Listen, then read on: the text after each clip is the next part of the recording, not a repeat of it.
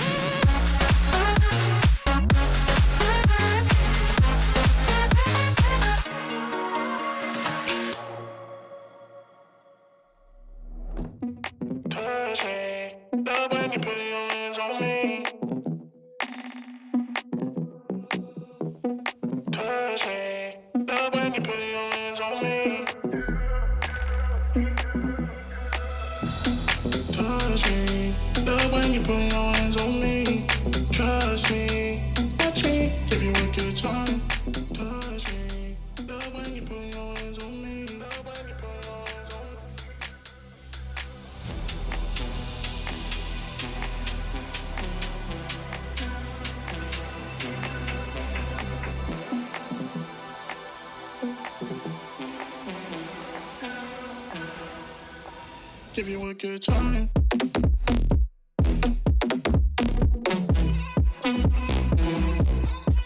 Give you a good.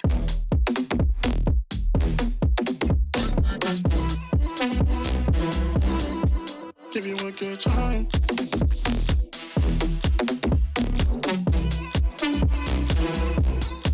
Give you a good.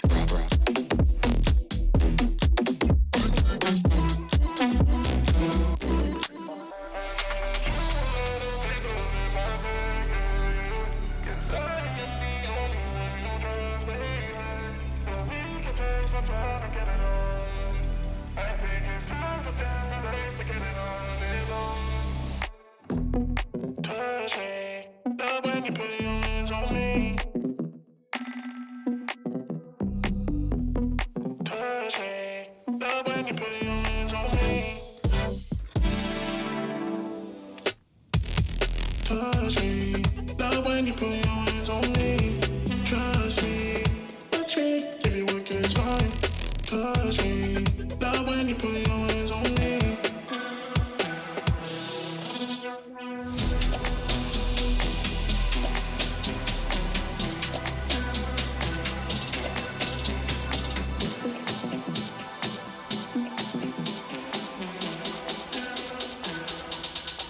Give you a good time.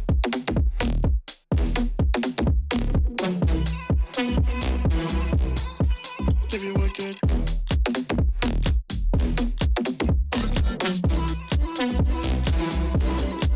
Give you a good time.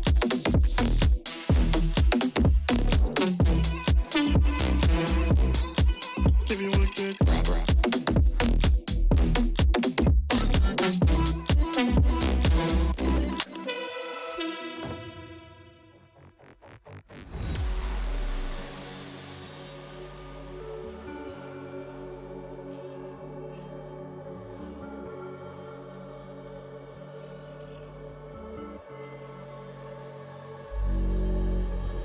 Look left, look right, and I come with a hook right. Hook right, hook right. This what the angles look like. Way up, stood high, taking the view when it look right. And oh, it's the good life, whipping the sauce when I cook like. Look left, look right, yeah, yeah. Come with a hook right. Hook right, hook right, hook right. Make all the man them look twice. I'm way up, stood high, but I've been in the field like Suge Knight, and they know this took time. This what a legacy look like. This what I come with a and I come with a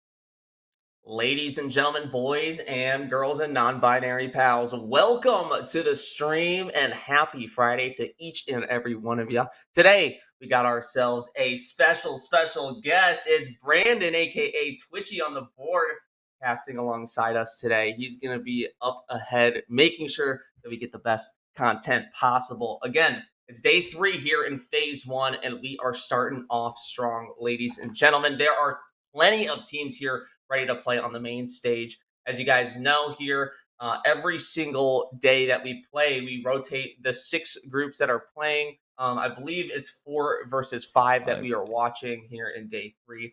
We've watched previous groups in the past, but as you know, we've had plenty of teams here winning for these games, trying to get that $3,000 pool today. So there's one day left after this. A lot of teams are going down. Brandon, how you feeling? Happy Friday, my friend. Nice to see you guys again. I miss each and every one of you.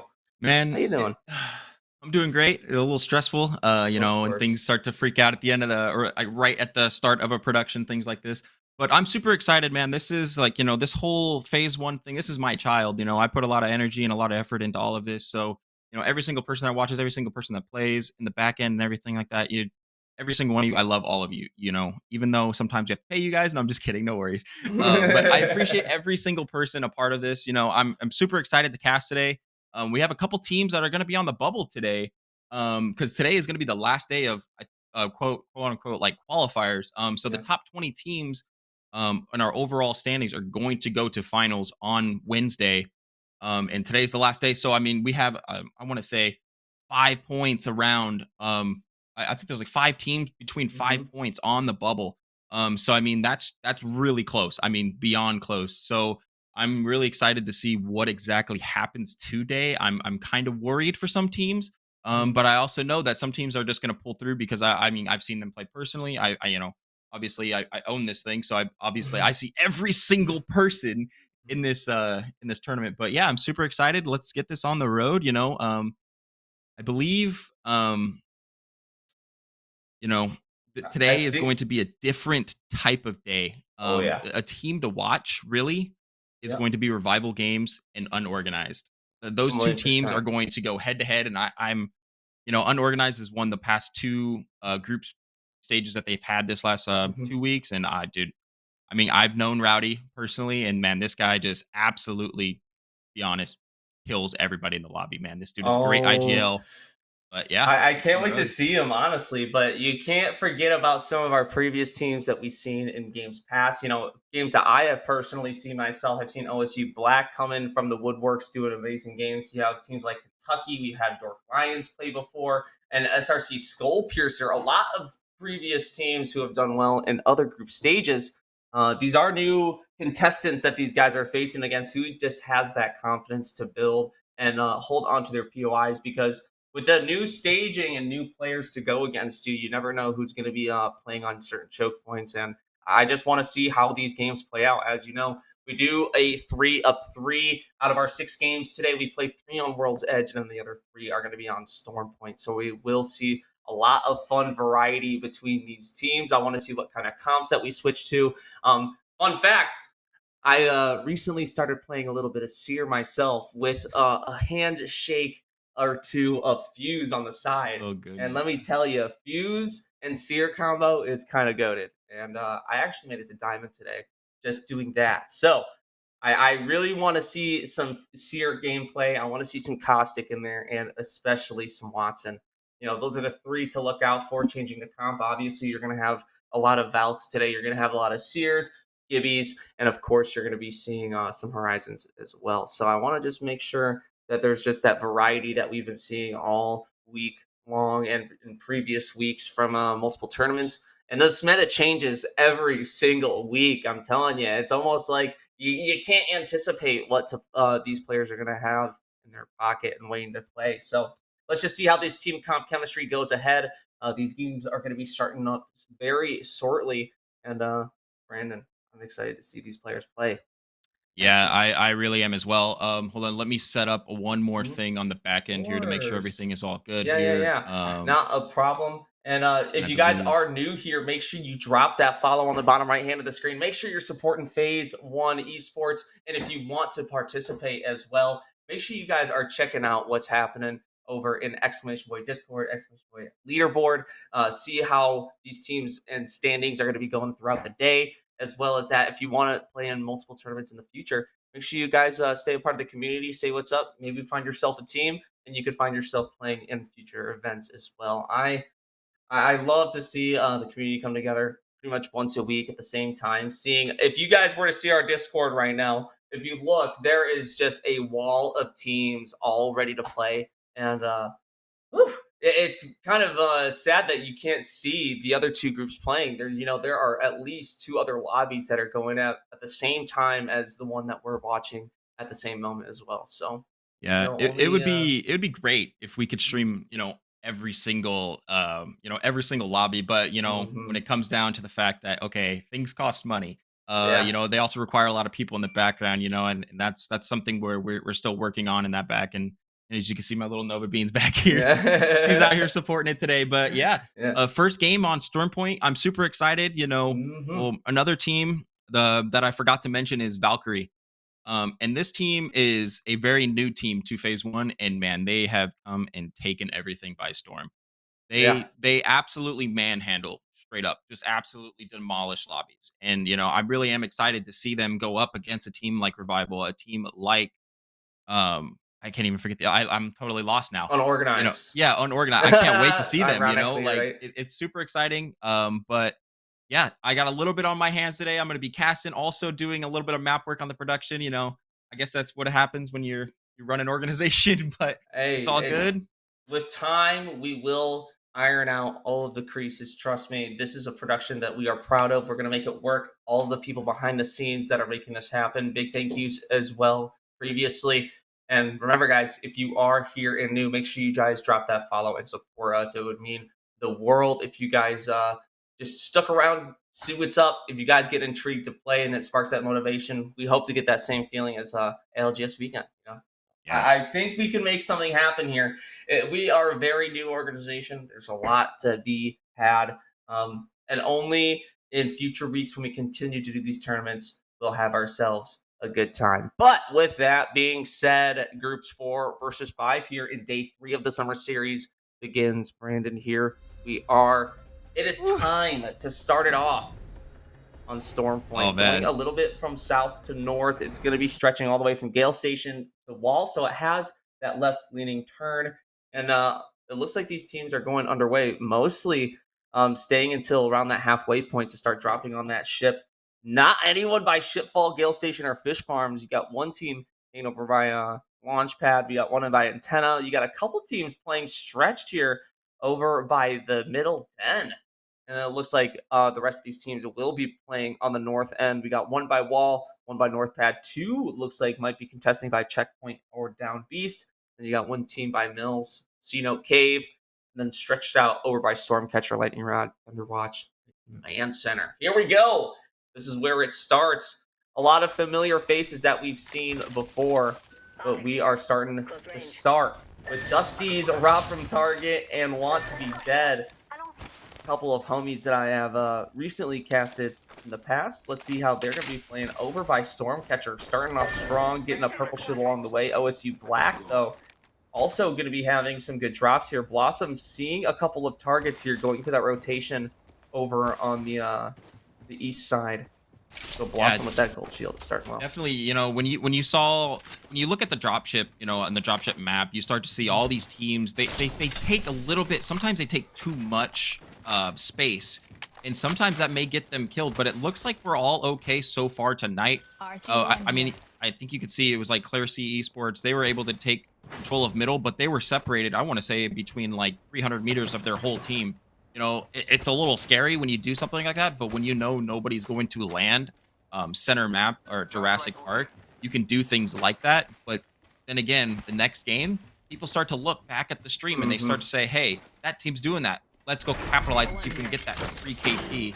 As I talk now, yeah, this is exactly what I was talking about. Claire C Esports, taking control of center, hoping to kill all these dogs, maybe get a little bit of the smart loot, a little bit of tip for some people that may have not known. With the dogs, the best way to actually do them is to kill one, grab that loot, then kill the other one. Because if you keep killing them over and over again, you may get the same repeated loot. And what I mean by that is the smart loot is like, so he'll pick up a blue stock here or a white stock. The next time he kills him, he can't get a white stock. He can only get a blue or a purple. So always killing one spider at a time or always killing one dog at a time is actually a lot better than just killing them all at the same time, even though it's efficient.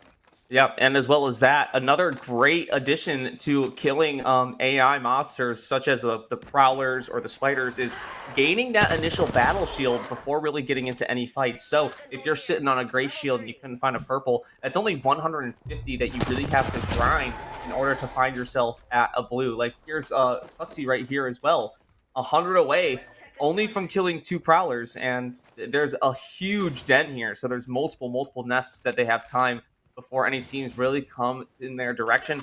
But there's one team by C-Note, you got one team by Launchpad. Who knows when this rotation is going to happen? It's going and pulling towards the north side. So you never know when these teams are going to be making their approach, but getting those prowlers taken out early on, getting yourselves those blues, it's a really good start.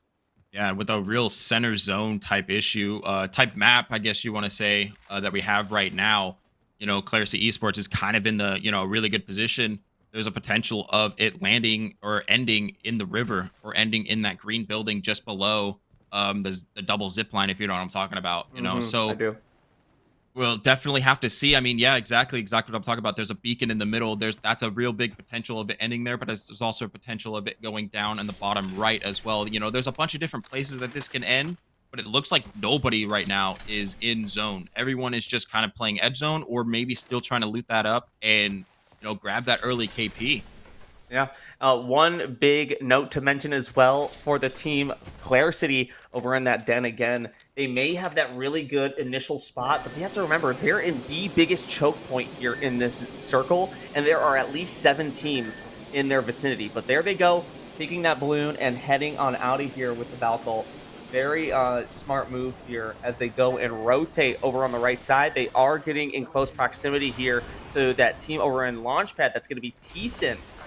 We're going to find out what their full name is here in just one moment for you guys. That's Twisted Sins squad over on Launchpad. But here we are watching Team Inferno finding themselves a fight here on Mills. One being a Horizon on the opposite side. They got some pushes. Valkyrie is broken on the opposite team.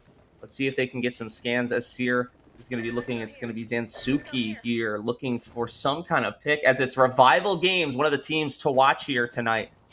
Going for that initial push. I don't believe this was the squad that actually landed on Mills, so they are the aggressors here. Let's see what happens as its Prophet is waiting for that perfect time to Q, looking for a peek, but Clare City is in a fight here on Middle Den.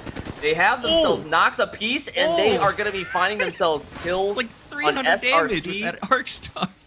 Absolutely massive Arc Star here. I don't believe they're officially gone, though. They have one left. It's a 1v2 here for Clare City as they go for the revive.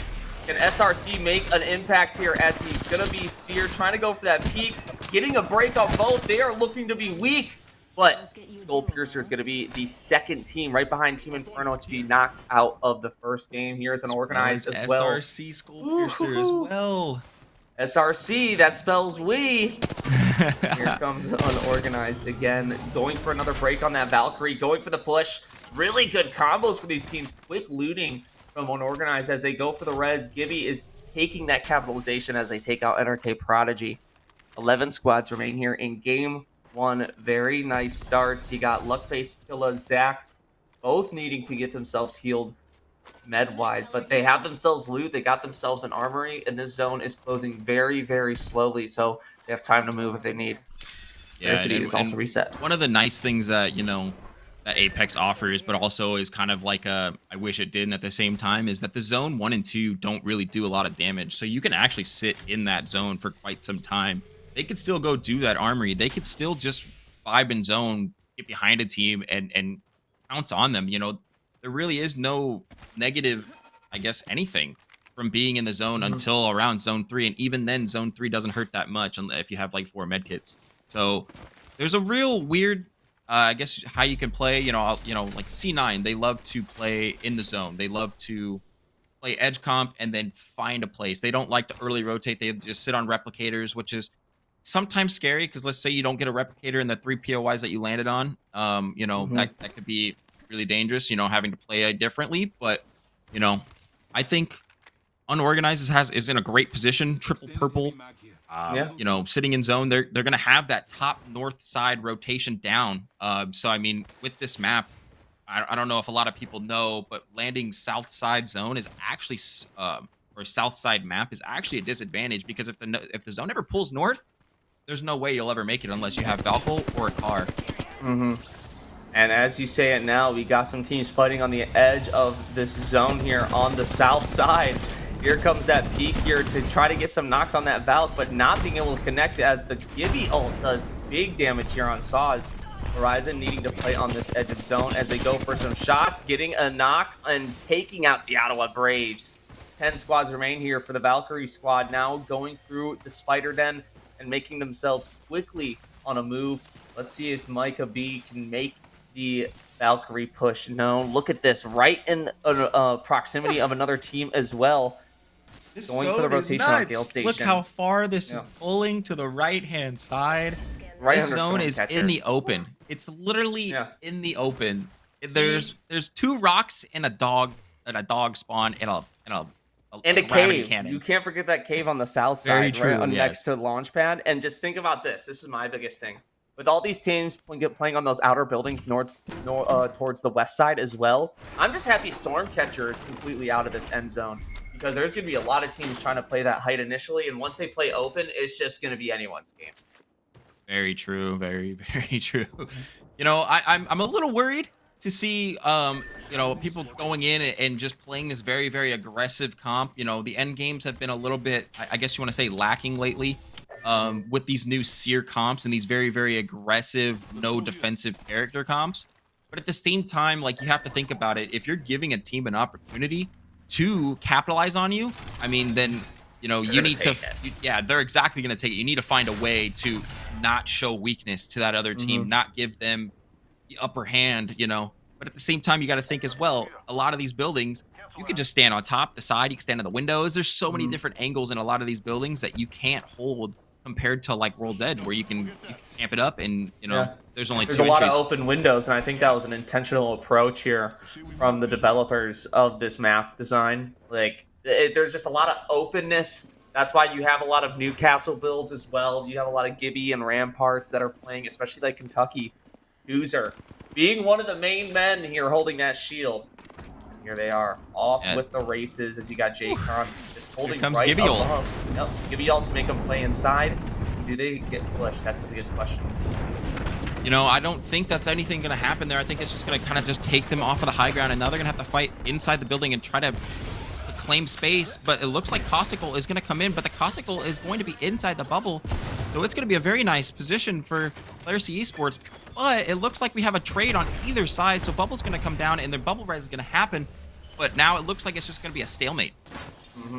10 squads remain. Here you have Player C Esports trying to hold against Kentucky squad. Can they make it happen? As Prolific gets his shield broken, Gibby needing to bat as of now. Let's see if they can make it happen here. Cruiser waiting as he gets a syringe off. Just going for that quick peek. Kentucky really in a tight situation. And when you're from the outside, you see a Rampart and you're just like, oh, pull out the ult, pull out the ult, pull out the ult. But at the same time, you wonder, like, is that really beneficial? Because there's many times where you pull out that ult, you don't do any damage, and you actually just throw for your team. So, on my, like, I guess from a spectator's view, pull out the ult. There he goes. Cruiser pulls out the ult. Yep. Oh, my goodness. Just pull it out. It's dangerous, though, man. And I can't fight Ramparts, I'm going to be honest. And, oh, my goodness. OSU takes out Valkyrie. My goodness. A big team to watch goes down early in 10th place. They had KP, but it's only going to be 1 place or 2 placement points here for them in game 1. That is not something they want to see, but, then again, there's still 5 more games after this, so they could definitely rebound after that. But OSU taking the upper hand there. Here you go with 9 squads remaining. They are just making it known that Caustic is here to stay in this building as there's 10 seconds on this zone remaining. Yeah, and this is just a stalemate at this point. It's going to be, okay, zone pulls our way, we win, basically. I mean, if you really think about it, you have the Rampart, you have the walls put up, but then you can't push the other team because they have the Caustic and the barrels up at the same time. So it's really whoever gets a first initial crack and is going to be able to cancel everybody's defensive plays, then you can then make it a play off of that. But it looks like User might have almost made a mistake there and is almost going to be able to block his Valkyrie out of the position. That would have been very difficult, but at the same time, there would have been a very would have had to come in and take a peek there. I believe there's only 9 teams left. Oh my goodness. Yeah, with 9 in the zone. Look at where it's pulling right on the edge of where you would find that res. And you have a lot of teams surprisingly playing on the outside over by those buildings, like I said, by that beacon. You have Twisted Sin as the 2-stack waiting for the peak. Another single teammate, Kojo hits bodies, waiting for the push here for Revival Games as a 3-stack, just slowly encroaching these teams. Do they stay alive? Kiers as well as a solo for Kentucky. Not for Kentucky, for York. York Lions. Definitely. And it looks like right now the north side is going to play a huge part. Because I don't know if a lot of people know, but if you go play that where the zone is ending now, if you go play that early, you get angled from the south, the east, and the north. I wouldn't say much of the west because the west there really isn't much to play besides that tree and maybe the tunnel. But I mean, whoever rotates first to that position is going to be in a very, very tough situation. Um, so it is really just kind of like a edge zone type of position. And that's the one thing a lot of people didn't like when they first started to play World's Edge, or not. I'm sorry, Stormpoint. They didn't really like, how there's many zones that end like in the water. There's many zones that end in the open. There isn't, Mhm. like I mean, you go to like fish farms and it's like, oh, I just ended in the ocean. It sucks to play those kind of zones, but if you really think about it, that team that was positioned in the first place is they deserve that win. But it Yeah, looks and they like are Twisted bound to Sin is play going to go smart. down as well Yeah, from by the Revival bow from Games. afar. Revival Games was absolutely on top of that, getting the KP early on. And like you said as well, with the point as being on the outer edge, especially like in North Pad and Fish Farms, it's all about getting there early with the KP. So if you can find a team that will contest your POI, or you find a team that you can rotate on quickly, it's all about being there first and being the team that can do it and being ahead of everyone else. If you are a step ahead, then you will find yourself in better positions than having to be chased. If you're finding yourself always stretching yourself thin just to stay alive, you'll never have a chance to do that damage that other teams Look are at this that just feel safe. sneaky little play that Unorganized is going to make on Kentucky right now. Kentucky is taking a team fight, but it looks like Unorganized is just waiting, biding the time. It looks like Double Bubble is going to come out. And like I said, they're just sitting, biding their time. Gibby Ult's going to come in. I believe that's from Unorganized, and Rowdy is going to take the KP. Just exactly like I said. Just hunters sitting in the grass waiting for him. And Oh there they my. go. It's now Revival here waiting in on the pinch with one knocked as their Gibby. Now they have time to just focus on the team on high ground. Can Reaper do the damage that's needed for Revival Games, but it's going to be a 3v2 this year. Just does that damage. There is a break here on Gibby. Kentucky is taken out as well. Gibby is gone here now. Rowdy taking advantage for Unorganized to completely wipe Revival Games as 6th place with 5 teams remaining. It's Freeze Unit, Clear City, Unorganized, Brown Apex, and OSU Black. Unorganized and Clear City being the teams to watch, both as 3 stacks with multiple kills, and OSU Black also right behind with 1,000 damage as well. Yeah, just like I said in the very, very beginning, Unorganized is the team to watch. I mean, 8 KP as a team, Clear City with 4, OSU with 3, and then we have, I believe, Brown Apex just trying to find a way to stay alive, get a little bit more placement points, because it doesn't look like they're going to have a lot of the shield, especially as a duo at this point in time. And with Unorganized having that high ground position, it's almost looking very dangerous. It looks like it's all them at this point. Let's see if it can finish off. What a skin. I got that exact charge rifle skin, Jake. Good man. Yeah, we got to love Jake. Jake is actually the coach or the team manager for CLG. So big shout out to Jake.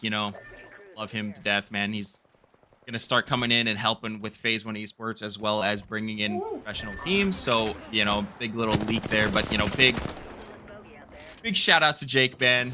I hope I can help your stock portfolio as well. And it looks like OSU Black is going to be taking some issues here. Kalinux is going to go down. It looks like Kona, the homeboy, is going to take a res here. But if Freeze Unit's having this high ground with Cyril,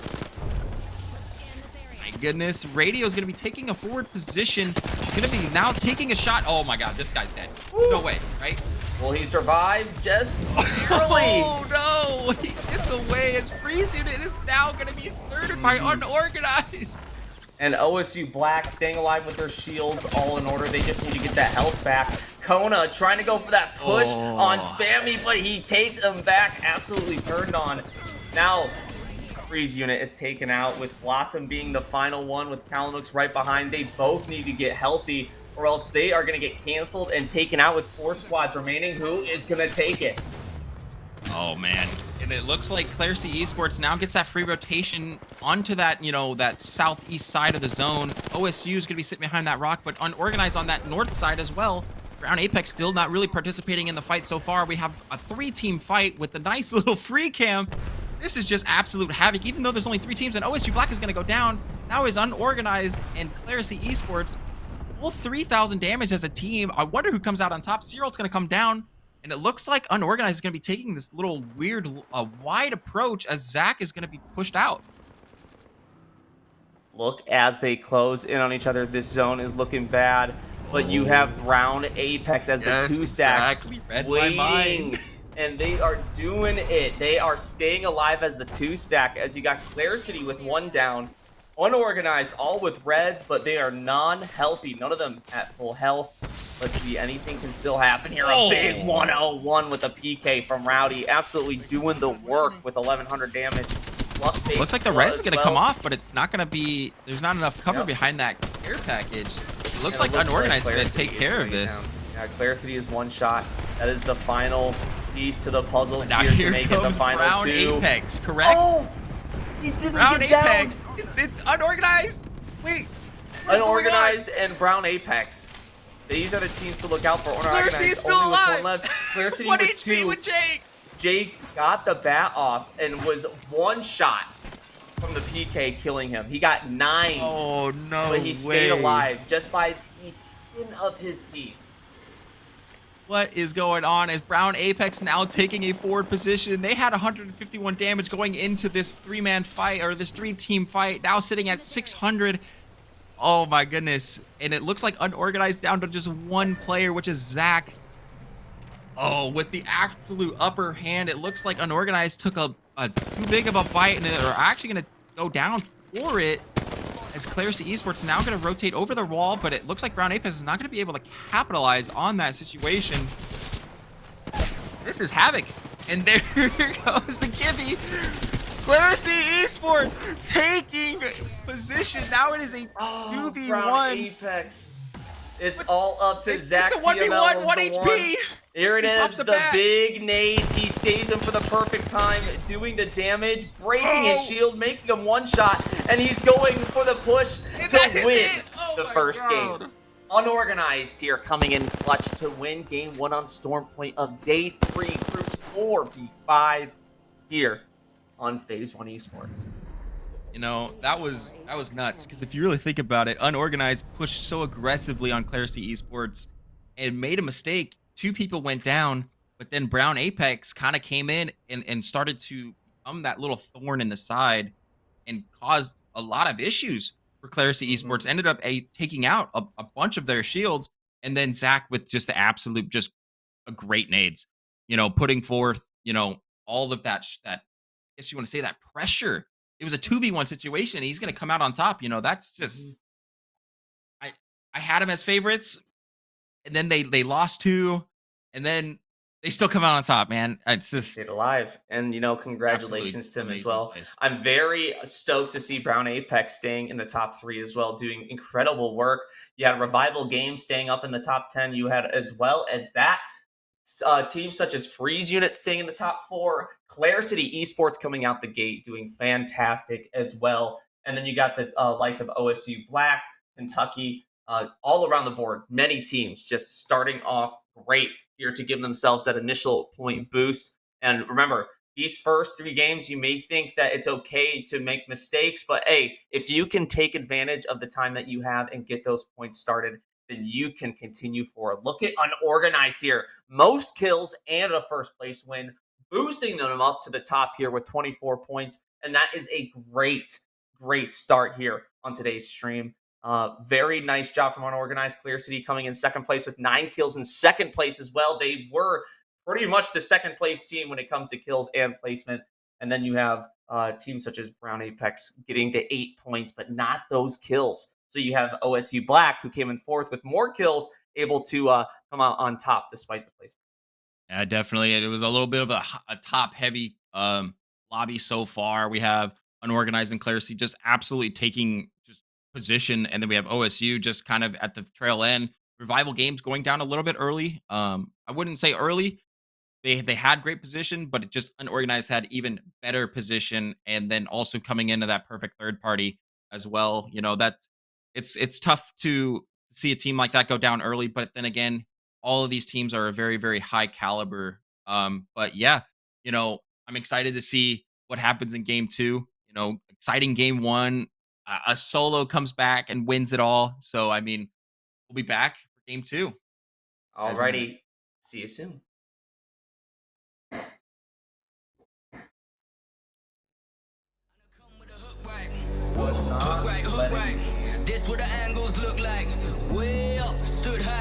taking the view when it look right. And oh, it's the good life, whipping the sauce when I cook like. Yeah, Mac. Right, yeah, come with a hook right. Hook right, make all the man them look twice. I'm way up, stood high, but I've been in the field like Suge Knight. And they know this took time, this what a legacy look like. This what a come with a come with a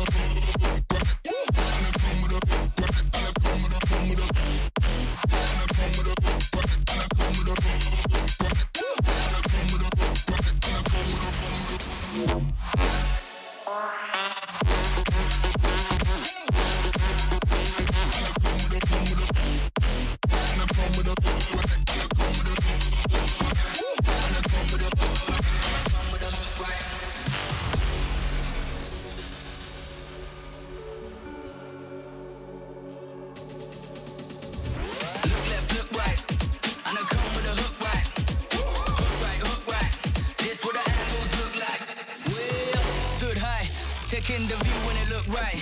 And oh, it's the good life, whipping the sauce when I cook like. Look left, look right, yeah, come with a hook right. Hook right, make all the man them look twice. I'm way up, stood high, but I've been in the field like Suge Knight. And they know this took time, this what a legacy look like. This what a come with a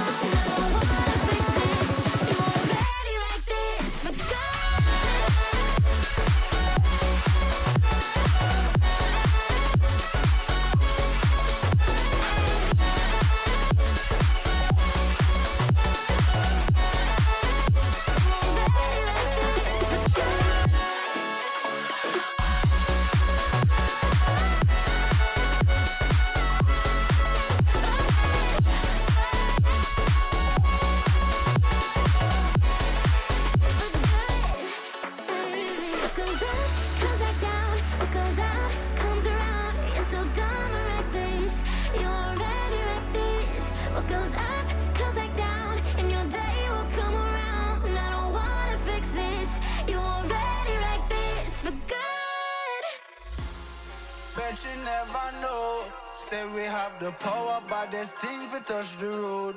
Tell them say we ready, clip them on the cut she load. Shoulda know say we no regular. Anything we ready for, bet you never know. Bet you never know. Nah, go take no talk, I beg no pardon, that's for sure. Bet you never know. Bet you never know. How we are like the badness, we are like the globe. Bet you never know. Bet you never know.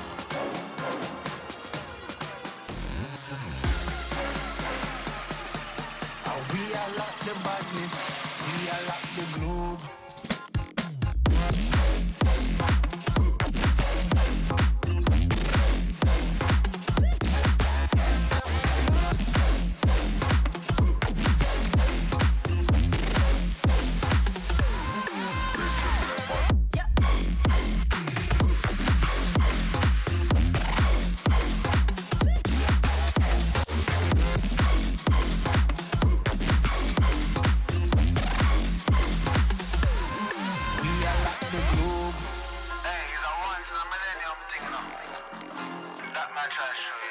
Multinational fight this weapon, you know. Thing a ramping thing, a top ranking thing. Hear that? Bet you never know. Say we have the power, but there's things we touch the road. Tell them say we ready, clip them on the cut she load. Shoulda know say we no regular. Anything we ready for, bet you never know. Bet you never know. Nah, go take no talk, I beg no pardon. And welcome back, my funky friends. I hope you enjoyed your quick break, took a pee, went to the bathroom, got your snackies and drinks, and got yourselves prepared here for game 2 here of day 3 summer series, groups 4v5.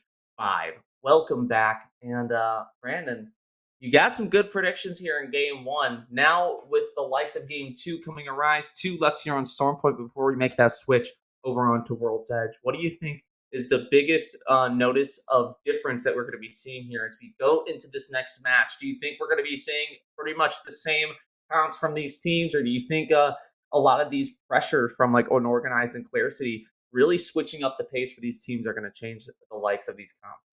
I personally think that the comps won't change, but I think a lot of people game one, sometimes there's nerves, sometimes there's egos, you know. Mhm. A lot of people have to dial it back or turn it up, you know, after game one. So we're gonna see maybe a little bit more aggressive, or maybe also see, you know, that more. Okay, we need to get to end game. We need to not do what we did last game. You know, that's one of the greatest parts about having multiple games in a series instead of just saying, "All right, one and done." You know, because that's difficult. You know, you make one mistake, you're Mhm. screwed. You know, so I personally think that the game is going to be almost the exact same. But I want to see Valkyrie. I want to see Valkyrie come out on top. All right. We can only hope for the best. Valkyrie is going to be trying their mark at getting that good KP, but I'm hoping for a little bit of change here from some of these teams. I think there is hope for the likes of, I believe, if I look on the roster real quick, what was the team name?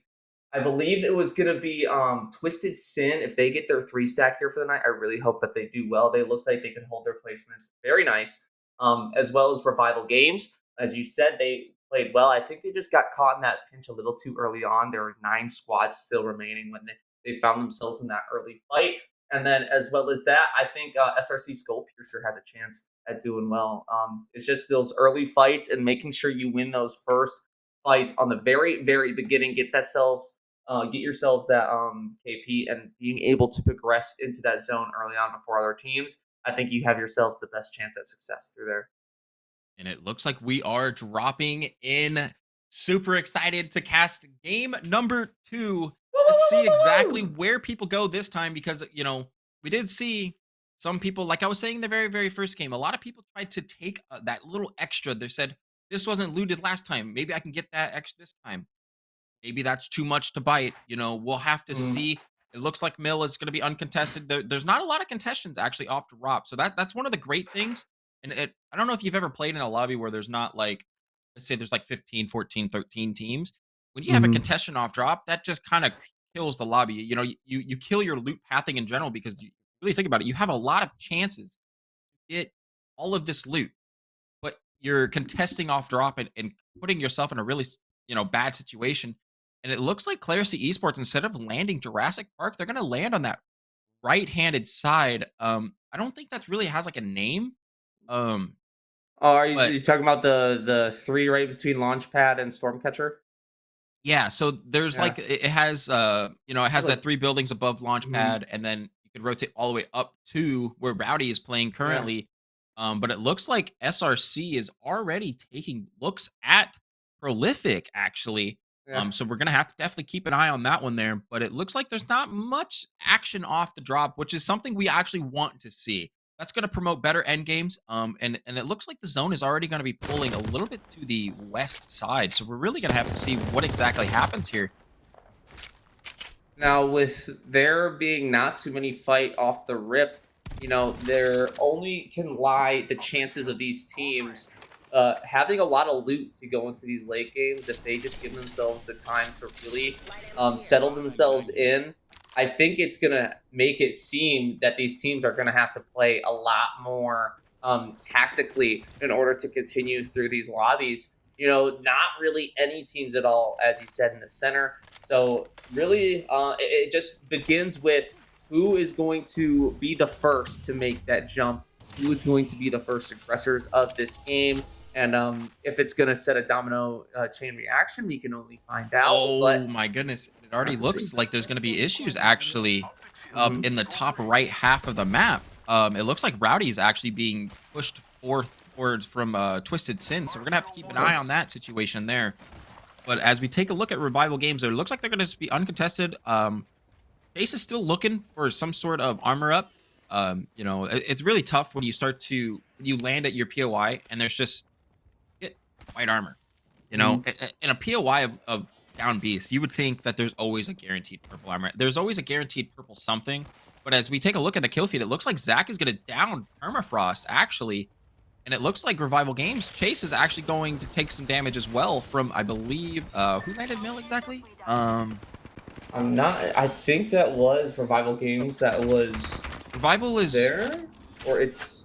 Not, I could not tell you honestly. We're gonna have to just see until we get a rotation. We know it's a Seer on the other end. Horizon is on their side, on their team, so it's a Horizon Valkyrie. Seer. Oh, Team Valkyrie. So we got Sheeny playing for the peaks. Saws needs to get that heal as he does, and then Micah B has a peek on that rock with the bow. We got a bunch of bow abusers here in this oh my game. gosh. And That honestly, gun the is bow nuts. is pooping on me, dude. Every Twisted opportunity. Sin eliminated. So Unorganized is going Mhm. to take care of Twisted Sin there. As I was saying earlier, Twisted Sin was able to catch Rowdy out in the open, but it wasn't enough. And oh my gosh, oh my god. It's big damage, big damage. Here is the See you shot. later. I think that's gonna See you knock the later. bell. The Horizon Oh my ult being goodness. used to its maximum capacity as Sheeny gets to play that free bubble now as well as they get the full kill. Revival Games completely taken out as there is another team here with the Rampart that's playing right on top of Down Beast. We're just Oh gonna man, have to see until these teams, it's scary because like- Rampart, when she puts up her walls, she is just so oppressive. She does so Yeah. much damage. She just can't really peek her because if you really think about it, like you shoot her little, I guess you want to say her Baptiste ult or her window. Yeah. She just takes her wall and puts another one. Like she But just the takes thing it and puts is- it down another one. If you're watching that team actively, it only has 100 health as it's going up. So if you know how to take those down pretty much immediately, you're I gonna. thought it was find yourself- 150 actually. Oh, it was like, yeah, it could be around. Yeah, I think it went up. But it looks like Team Inferno is actually going to come in behind the third party and is going to take care of Kentucky. That was that Rampart that we were talking about. And guess who is back now? Oh my god. looks like Valkyrie it's is gonna now be the likes taking a of Val. forward position as well. So now there's 3 teams collapsed on top of Down Beast.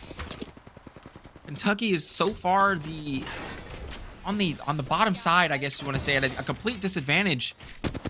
A little Arcstar to zone out this Seer, but it's not going to be enough. It's not even going to be a crack. So we're going to have to really just stalemate this fight now.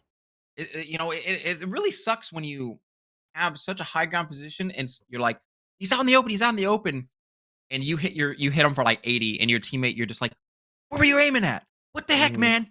But like at the same time, like, you know, it's hard to like be down on your teammates because if you start doing that, you start to bring the negative vibes and things like that, you know. So Yeah, remember, we are no malt bandies around here. You know, you always keep that that is positive reinforcement, you can be the so best outcome of your false.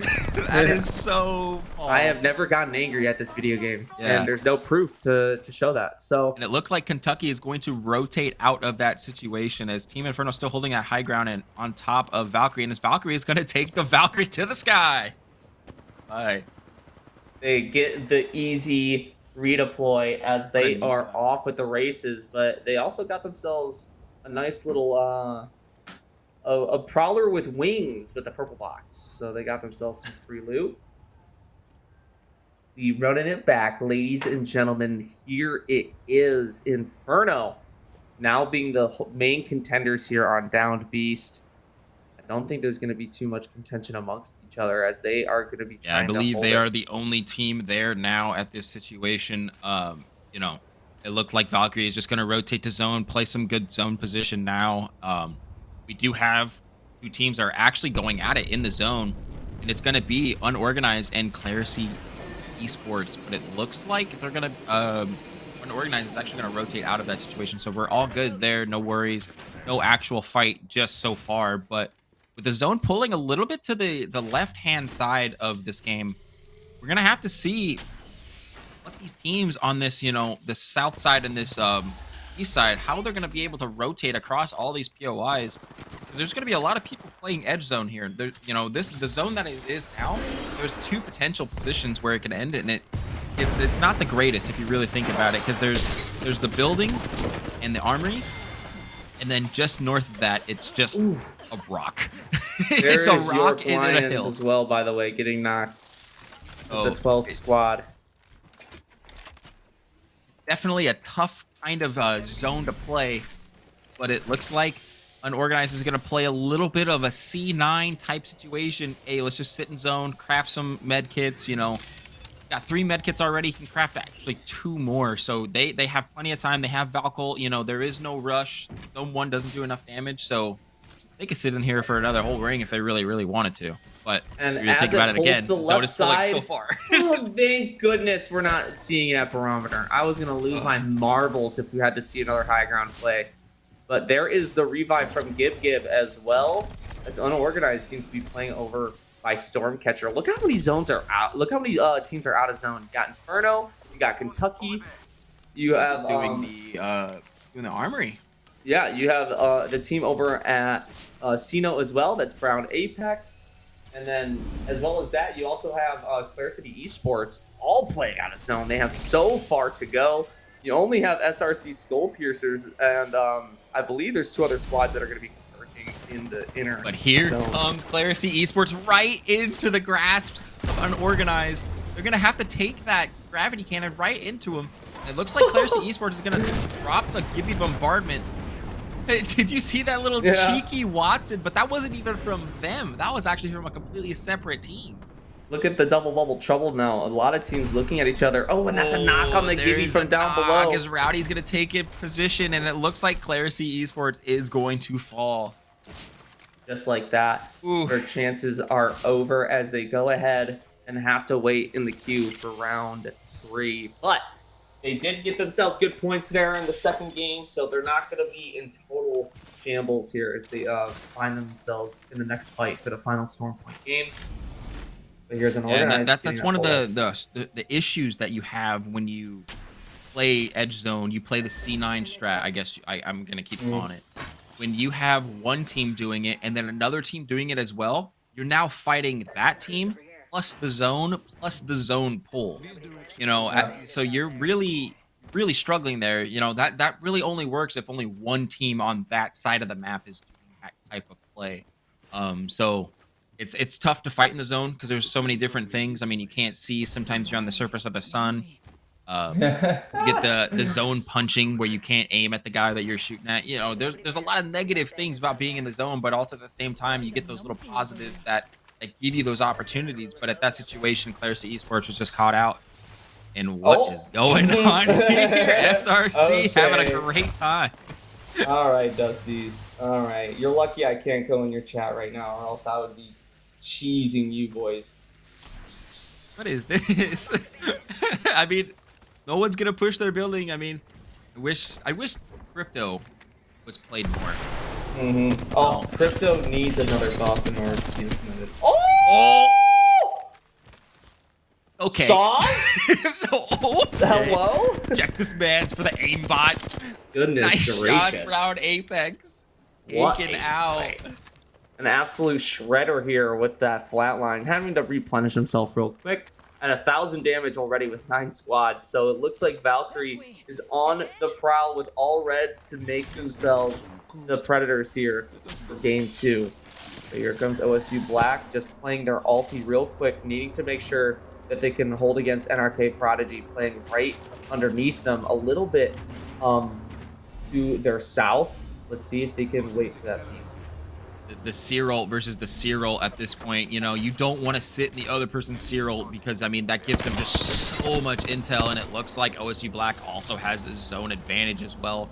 So the only option they have from NRK is to maybe Valkyl, but at the same time, there's a lot of tough spots to Valkyl from this place because there's not a lot of vertical clearance, and it looks like they are grouping up in the back to maybe see if they can do it.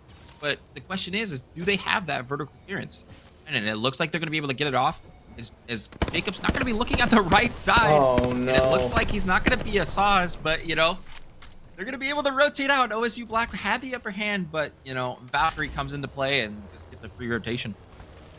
And as you see, the zone is starting to do big damage to these teams, so they're starting to converge very slowly. But Inferno is finding themselves a fight over on the northeast end, as well as Kentucky getting that free rotate from the checkpoint. But look, these teams are starting to slowly fight each other over by mill. Here you have Valkyrie getting caught between teams. Micah B is one shot from being deaf. That's not right pronunciation, but we're not going to talk about it. Saw is coming in to push, though, getting a shot on Seer to break the shields, but is that a knock? Not quite enough, but that's going to be a full wipe here as Micah B gets the swap. 8 squads remain. Freeze unit is eliminated early, and now they just are playing straight in the open. These teams are not contesting as Inferno is now weak here on the edge of zone.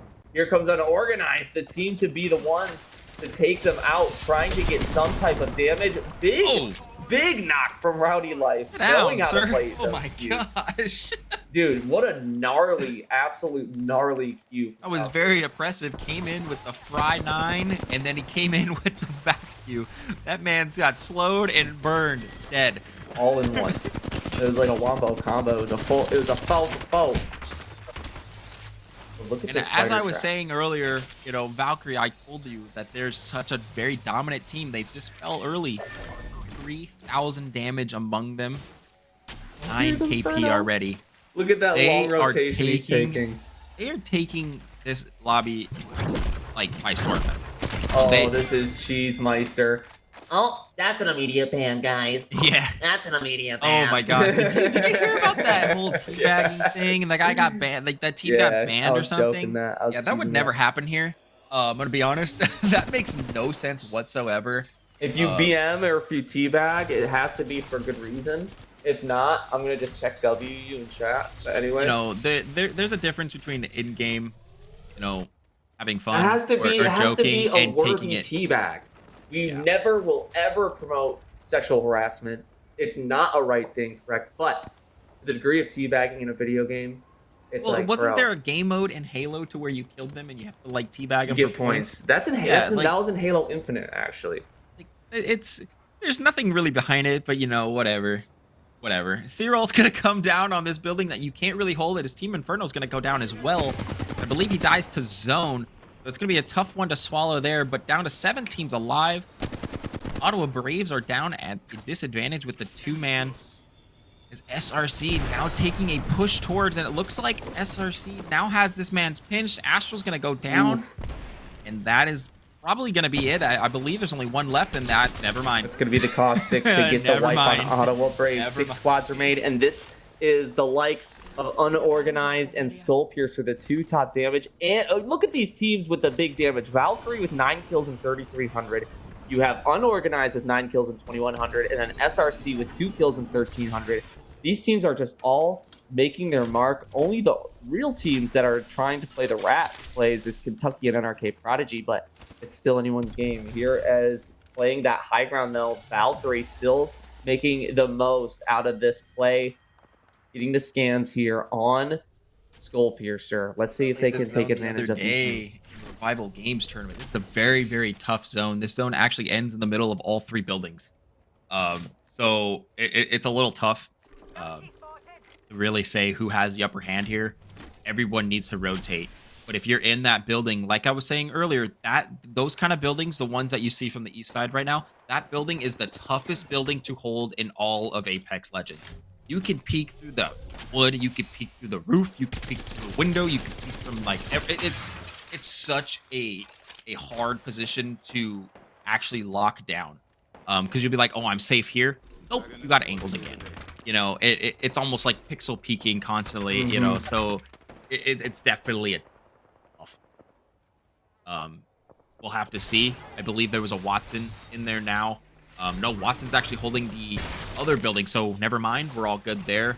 But you know, it's unorganized. See, there you right go. on See, their unorganized. toes. Like I said, they're just pixel peeking these buildings, man. It's difficult. It's so difficult. Buildings. Valkyrie fly up to the window. Hi, how are you doing? Look at that. You can see it through just the. This is the one mistake I think that they made with the ventilation system. You can see through so much of that building, but they are getting. Yeah, and you can't really shoot back as much either. It's really tough. Especially when you're shooting in, like the spray doesn't happen until you're out of the weapon, right? If you're shooting into a crack from afar, that spray is much more likely to happen to you.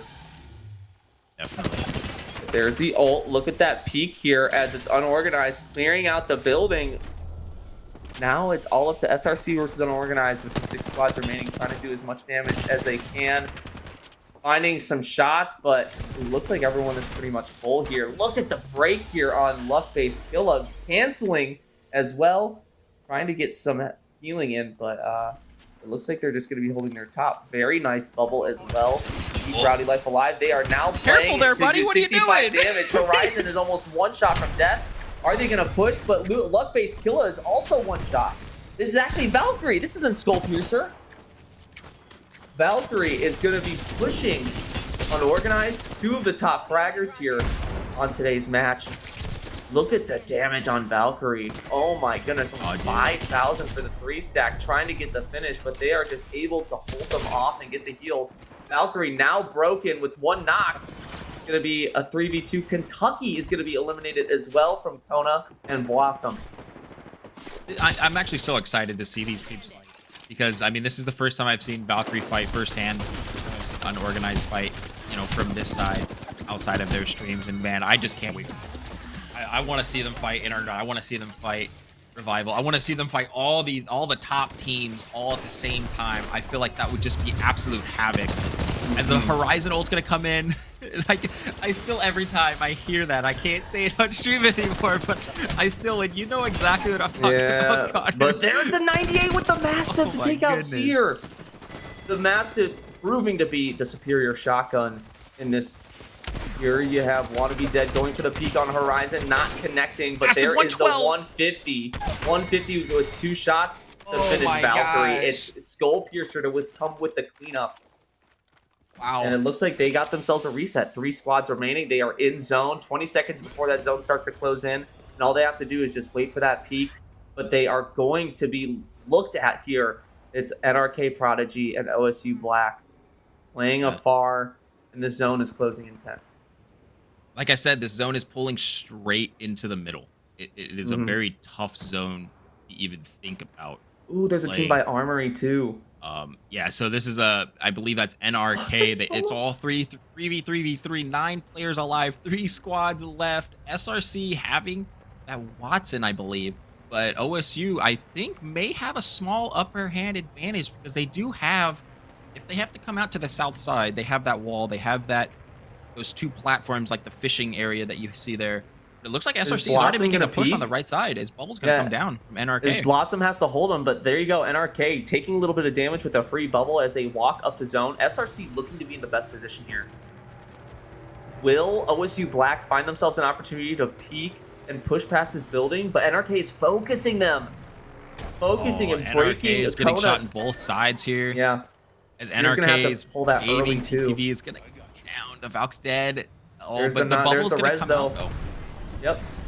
So we got the free res. It's not quite over yet. Everyone's still alive. Has a chance to heal with the Gibby ult, kind of distracting them. Now it's all up to OSU Black to push out and make a move on Skull Piercer. It looks like that NRK is going to make sure that they fight them before they get the final kills. No, and taking a look at the map in the top left, it's really hard to see actually who has the upper hand because we took a look at SRC. SRC only had to walk a little bit forward. Then we take a look at OSU, and they have to walk just barely forward too. So who exactly has the upper hand advantage here? You know, I don't know if that's just a small little bug there or not. But if it's bullet to OSU, I mean, OSU wins this game 100% unless they come outside and make a throw. We're just going to have to see and wait for the zone to pull with 5 seconds remaining. They got a lot of swaps on in the building. SRC playing right outside, waiting for that cat and Look at they have a mouse lot of peaks though. That's the biggest advantage here for SRC. Look at that 102 with the R301 little beamer. Alex taking a little bit too long of a picture at that point. don't do that again, man. Ooh, nice little 32 as well. Yeah, Rob from Target just absolutely taking advantage, saying, "Don't peek me, sir." Not. And it looks like Jacob just kind of keeps doing it over and over and over. Very big confidence, I guess you want to say there, man. I don't know exactly what else to say. Only 4 clips remaining, though. He needs to just start playing conservative, and it looks like they're going to take advantage and push NRK Prodigy. That is such but that's a little bit. OSU still has that opening position on them, and SRC just pushing forward. I mean, just too early at that point. OSU was able to sit in their building just a little bit longer. Now here comes NRK to kind of push on the right side, and SRC is going to go down. NRK is now, it's a 3v3 versus NRK and OSU. OSU throwing that horizontal, and I believe it's just, I believe NRK doesn't have so many nades. Okay. Oh my gosh. Wait, hold up. Hold up. Wait, what? You got 4 arc stars in your back pocket. 30 arc stars. What are you, Addy? Here you go, Omits. Here playing for the 2-stack, breaking the shield on Seer, doing a 67 on Valkyrie. Horizon is down for their team. It's now a 1v2. And this game is going to OSU Black to come in clutch in the final moments to take out NRK Prodigy. That was scary. That was extremely scary because when NRK, I believe the Seer, was able to throw, I want to say 7 arc stars. That was just so impressive. A lot. That actually threw him off, and it broke their shields. I was so confused. I was like, when is he done? Does he have a throwing bug? Like, what's going on here? Just absolutely arc star, arc star, arc star, and it actually gave him that upper hand, but they weren't able to capitalize on that climb after. So they climbed that fence and weren't able to actually finish. I believe it was Blossom and Kona. Yeah, and that is being said as OSU Black seem to play that zone the best. So congratulations to them. Right behind them, though, we have a few teams that I want to see the scoreboard with. After 2 games, it's going to shift quite a lot. And we are right into it with Unorganized still on top here with 24 points, 12 kills, and a win. Is this completely updated? I believe we haven't updated it exactly. Yeah. So that's actually take just a moment. Yeah. But after that last game, I mean, OSU just taking that position, they had that extra zone there. So we'll have to take a look at that on the back end there. But you know, OSU having that position, that, like I said, that arc star, but then the controller, you know, Kona boy over here just absolutely saying no more. We're done with this. He's like, hey, you came into my clutches. Alive. You just gotta make it happen. GG's to them. As there we go. We get the updated leaderboard, Unorganized on top so far. OSU Black trailing not too far behind, just 6 points behind, both 1 win apiece. But Valkyrie with 15 kills throughout these last 2 games, but they're not getting the placement points so far. They're very aggressive, but they need to start winning those games. Just like Clare City Esports and Valkyrie, you know, you have these teams who are really doing their most to play in those late end games. They're just not getting to that final position to make the 1v1 team. So I think there's a chance for them to still have it. There's 4 games remaining. I think this is a really well-balanced group of individuals, honestly. with the likes of unorganized still doing a really deep amount of kills, maybe that switches up in World's Edge. You never know. There's a lot of teams who have been comfortable playing it all rank split long. They've been getting that grind and they've been doing the most that they can to make sure that they are ready and willing to win these games here. Remember, this is a $3,000 prize pool for all of these teams. So you only just got to keep playing very, very well for 6 games out of all the games you play. So let's see if they can continue forward with that. And we will see very shortly. But Brandon and I got to take a short few minutes here just to take an intermission to get everything wrapped up for game 3. We'll be right back with you for the final game of Stormpoint, and we will see you guys soon.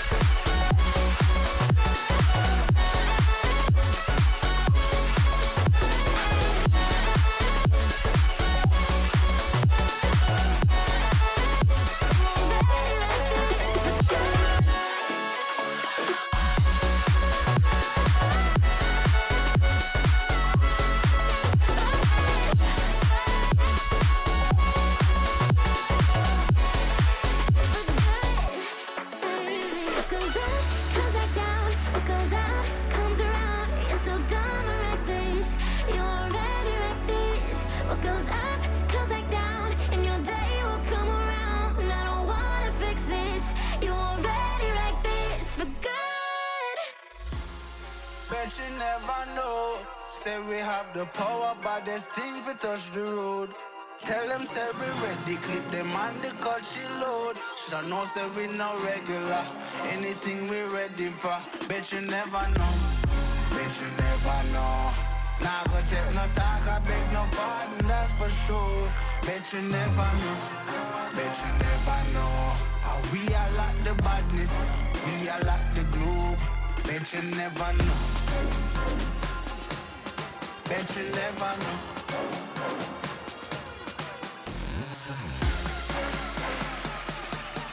We are like the badness, we are like the globe.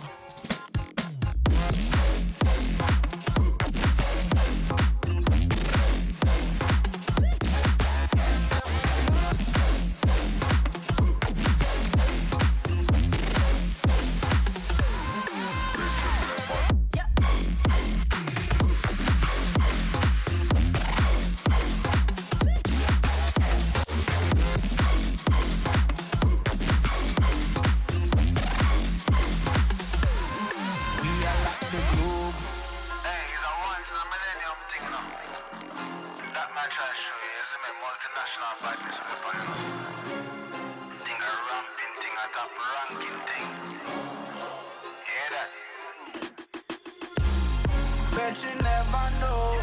Say we have the power, but there's things we touch the road. Tell them say we ready, clip them on the cut she load. Shoulda know say we no regular, anything we ready for. Bet you never know, bet you never know. Nah go take no talk, I beg no pardon, that's for sure. Bet you never know, bet you never know. How we are like the badness, we are like the globe. Bet you never know, bet you never know.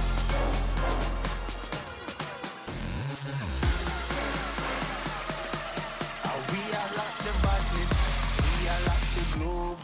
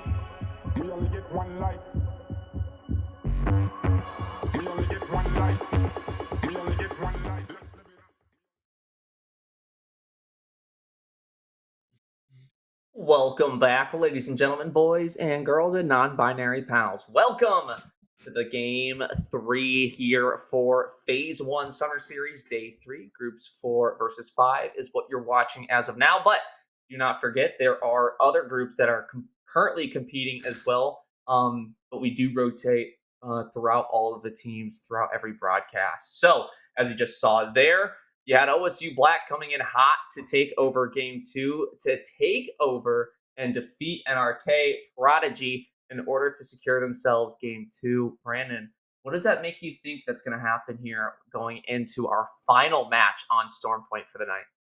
Oh, I say again. Oh, sorry. Say that again. No, you're good. No, you're good. I was just currently wondering, what do you think is going to happen now that we are finalizing our matches here on Storm Point? You had a nice match here from OSU Black to defeat NRK Prodigy. You saw complete different teams here in that final zone.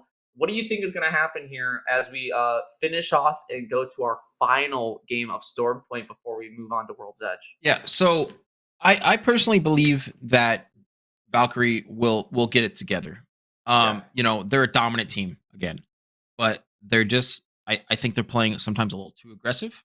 And that if they don't win every gunfight, if they don't win every team fight, they then they put themselves at a disadvantage because they're Hmm. losing in ninth, losing in eighth place. That those are only 2 to 3 KP or 3 placement points. That's not enough for if you really think about it. Yeah. Even if you killed 15 teams in that or 15 people in that lobby, you're not getting enough points because the team that won, they got 15 kills, but they also got the win, so they get 27. There's a big Yeah. difference when you start to win a game compared to, yeah, I killed a bunch of people, but I finished 10th. Like that's just not Yeah. enough. Um, You need to get well, that early KP, and you need to wait that zone until it's in that yeah, top 5 at least before you really start making those final game impacts. yeah, If you and find yourself fighting with 9, 10 squads, it gets hard to stay alive because yeah, you'll find and yourself there's continually that cleansed. difficult part though as well where you can't change your player comp. You can't change the Hmm. way you play. If you like, let's say Furia, they always played super aggressive because they knew they were mechanically better than the other teams. Hmm. But at what point, are you going to go out and go get those wins? There's a big difference between winning the game and just killing everybody because the whole idea of a BR is to win, not to. Stay Otherwise, we're playing alive. Be team deathmatch. the last team standing. That's indeed correct.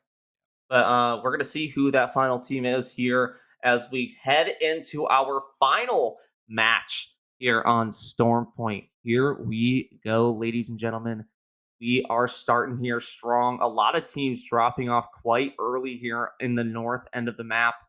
You got Kentucky playing North Pad. You got Revival Games heading towards Down Beast. You got Inferno playing in Checkpoint. You got, it looks like Got a contestant, maybe? Flare Checkpoint? City Esports is also taking over Cascade Falls pretty much uncontested. As you see, Brown Apex is trying to hold Command Center, but look how far off Jake is. Yeah, see, this is So what I was saying. close. Every single game at the beginning of the game, at what point is them taking it too much? They keep Yeah. taking and taking and taking that extra loot. Jake needs to win this 1v1 against Brown. He has to. Yeah. I understand he's just a solo this game, but if he doesn't win this, Claire C is at a disadvantage. They need to maybe kill this kid. I don't know if that's how they were Kill playing. this kid. I don't know if that was the way they played it. They saw him out the jump ship. I've had that happen personally where Mhm. we were a duo in tournaments and teams would just land on us because they know that we're free KP. See, now That's just how it me is. personally, I wouldn't take that. Yeah, But that's just me personally. there's a difference between honor and there's money. So True that. it's up in the air, but at the same time, don't play solo. That's part And of as the a game. having that 3-man advantage is always gonna rise above not, But with that being said, there with 15 squads, still about a lot of movement to be happening here. As right before we switch over to World's Edge, I wonder if this is gonna be the time for those flashes and those caustics to really play aggressive. But Turbocharge. I am Havoc. Lux. I am Lux. Look, he has a completely kitted charge rifle as well. Just doing big old damage here to that Seer, breaking the shield from God knows how many meters away. Here comes Permafrost as well. Going for the peak, waiting for that push, and they are finding themselves at the Prowler Den. Not seeing any sights anymore, so do they rotate to Command Center now? I think that was the Brown Apex's Seer. So no, that was actually a fun. Oh, then organized. Okay. Here we go. This is it. This is pretty much the most open end of the map, probably where the most people are. So Twisted Sin, now a 3-stack with Rex Alopex as their third. Holding over by Lightning Rod. Do they rotate to High Point, or are they going to head on over to Stormcatcher? We're gonna find out. And if you take a look at the map later on, you can actually see that we have 2 solos this game. George will carry. Their team is finally here. One of the players finally showed up, and it's George. There he is, George. We love you. Welcome. Crypto, George will carry. The crypto. Yes, he is as the crypto. go. I don't know where he's trying to find a good spot. Let's see, where is he going to be ratting? I really want to know because I think it. Oh, what a good spot! What a goat. Wow, cheeky. What a goat! What a goat! George knows. Hopefully, no Seers are around because that would make me shiver in my boots. Yeah, I think Seer meta is semi unhealthy for the game. See, this is my thing too. If they were to do a actual nerf where the heartbeat didn't work for people who weren't moving, right? They need to have actual movement to be heard. That would, I think, make it a lot more fair. Like it's like Seer, you just get so much information with Seer. It's almost like you have legit wall hacks, you know? And you can't cancel it either. That's the big thing. There really is no like counter to Seer. Really think about it. Yeah, you Only can EMP. Only their ult. You can crypto EMP his ult, but like that's it. Q? No. Yeah, you His can't Q stop is his what's Q. more powerful too. Yeah, it's that you get that crack, you get that down, and that Gibby will then the Gibby on the other team will bubble res. Wait, you wait it out, and then you sear Q him, and it's so like, oh crap, we're dead. Like you can't get him up. You wasted another 5 seconds while that 5 seconds was the other team pushing forward as well, and then you also get to see how much health he has as well with infinite wall hacks. Yeah. It's so oppressive. When he first came out, it was dangerous, to be honest. When he first came out, that was the most broken character I've ever seen in the video game. With the damage, the stun. Wait, even where you could put a bubble on Gibby's bubble shield? You're telling me that's not the most broken thing in this video game? Because I think that was pretty broken. I don't know, it's just, to me, I feel like, you know, Apex is taking a different type of approach. There's just so much information being given through these characters, you know, and at what point, you know, is it to where they are adding all these characters to combat their audio issues, or is that just their plan to just give characters, every single character, 5 different passives and abilities and wall hacks? It's maybe they have anticipation for bigger maps. You know, maybe they want to introduce more movement characters in the future. Maybe more health-based characters. Maybe they buff Lifeline. Oh my gosh! Say anything? That I have 4,000 kills on her, and it makes me sad, man. I love her. I love her to death. But they're just like her ult needs to come down faster. Shield again. The shield was what made her so fun. Did you ever play the Dummies Day? Yeah, I did play Dummies Day. Yeah. So I felt like they were testing Lifeline's ult rework, but they didn't do it. And what I mean by that is, so one of the dummies was able to press his ult and have like an AoE heal. That would be insane, because like you're just like, oh, my team's down, just ult, and it heals the other team as well, but it only heals health. Yeah, you're absolutely right on that, actually. But before we continue on the conversation, look at these knocks here coming from Revival Games on Inferno. It is a 3v1 to clean it up. And the box shooting is coming in to play. Oh, Revival Games. They needed that fire. Team Inferno is definitely a team to watch too, but they've just, I don't know, they just haven't found any traction in this tournament so far. You know, I've played them countless times in scrims, and they're just struggling right now as unorganized. Maybe not able to Storm connect Point. I personally think it's Storm Point. Once World's Edge hits, it's going to be a much different story.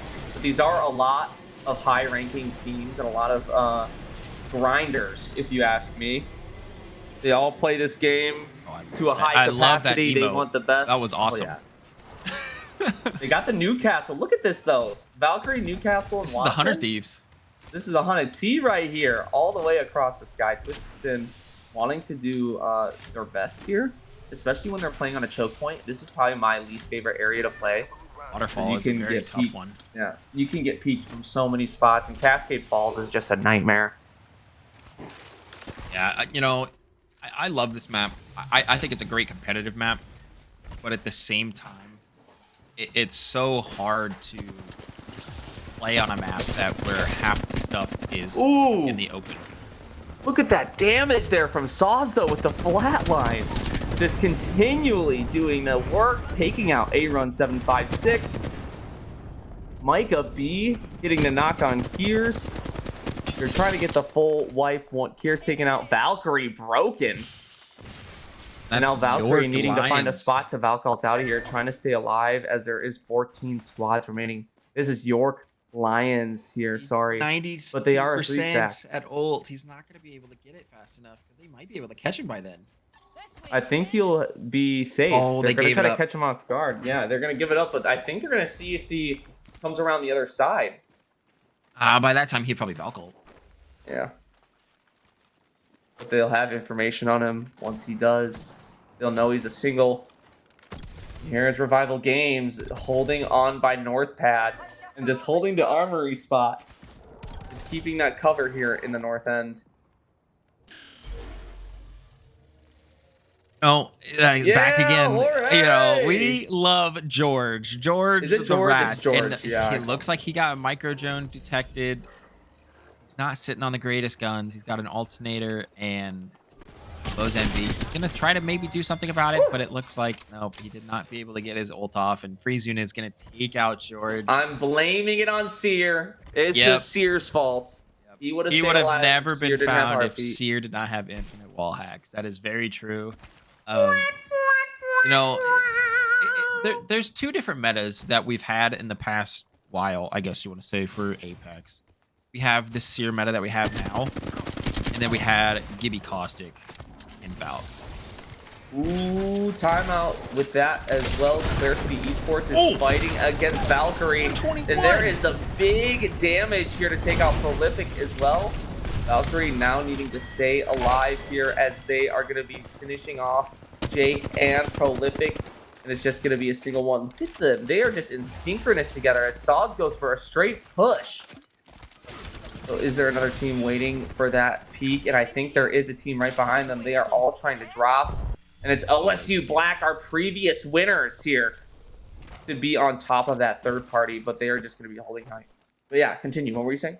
Oh, I lost my track, really. Oh, wait, okay, yeah. So the metas, you know, we've only had really two metas in Apex, really. We have this Seer meta, and it looks like Valkyrie's going to be able to find this last one of Claire City Esports. Going to throw a nice Arc Star in the back, but it looks like the Caustic's going to be able to delay it just a little bit longer. Oh my gosh, that's really cheeky. I didn't know you could get back there. I actually ratted there before, yeah.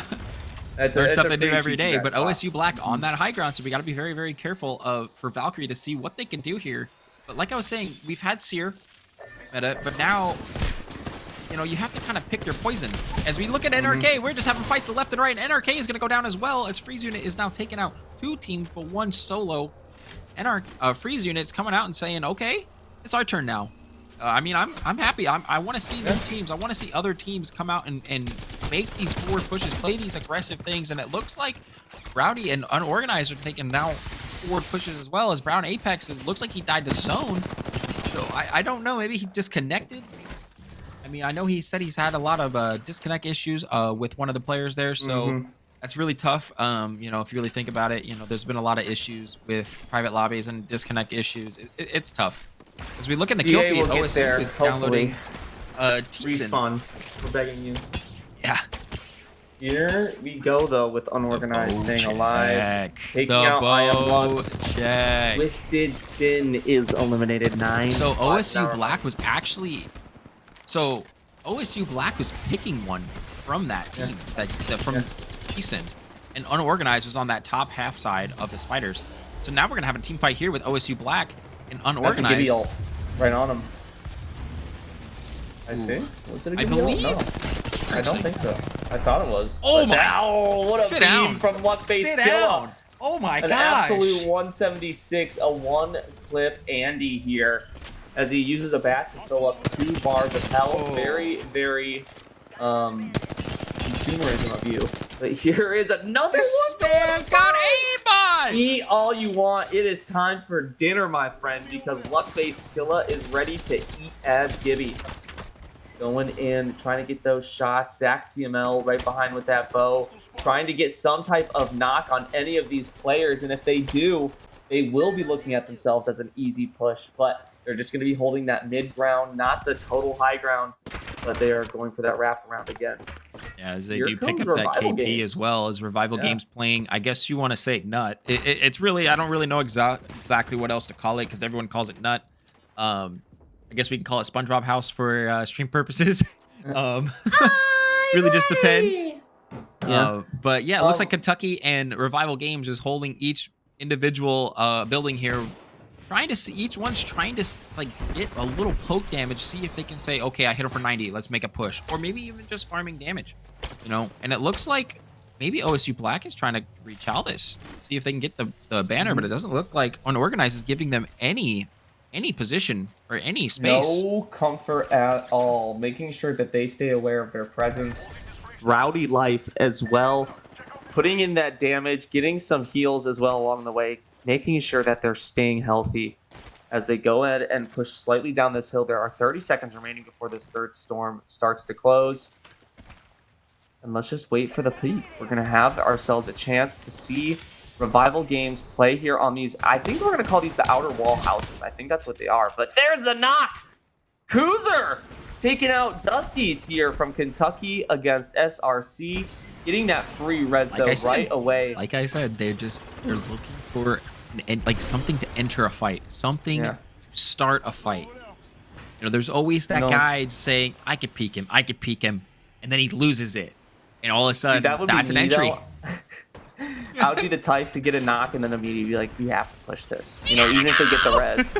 Like, we gotta rip. That's just the inner octane in me. But I've been playing Seer as of recent, and it's helped me keep my temper and stay back when needed. You know, get that early KP, just play zone. Really, you don't need to take fights when you have that KP, because that's how you grind for that RP. But in this situation, now it looks like in a one is in each style, building. Each little house triangle of having love. Some neighbors, and there's some intruders. Oh my god! It looks like this is looking like New York City, when we're having ourselves a little bit of a crowding issue. Not enough housing for these teams. A lot having to play on the outskirts by the beach. Oh man, York is in a tough spot now. They're super separated, and it looks like Kentucky's just trying to do anything they can to get that one on the far right. But it looks like Revival Games also looking at a run as well. SRC is also still trying to get those little peaks. They're, you know, each one is just saying, give me a little bit more damage, give me a little bit more damage, grief through eco, you know, just push, force, as the zone is actually pulling into that island. Oh man, that's a tough one. Yeah, and that's going to be actually really beneficial here for York Lions, playing as that 2-stack with only one loss for their team. There's another team. It looks like there are 5 teams now here, all in this area. SRC, you have Kentucky saying goodbye. I think there's a team on high wall too, but I'm not entirely sure on that. You got York Lions here. You got Revival Games here as well. You got Spammy, Archie, and Radio playing right on the outskirts by the rock. I wonder if any of these teams are actually going to take a leave. There is a free car. There's a team over by Armory as well. If you take a peek on the left-hand side, there is a 6th team playing all the way on the outside. And there's a 7th team that's going to be playing way, way back by the launch.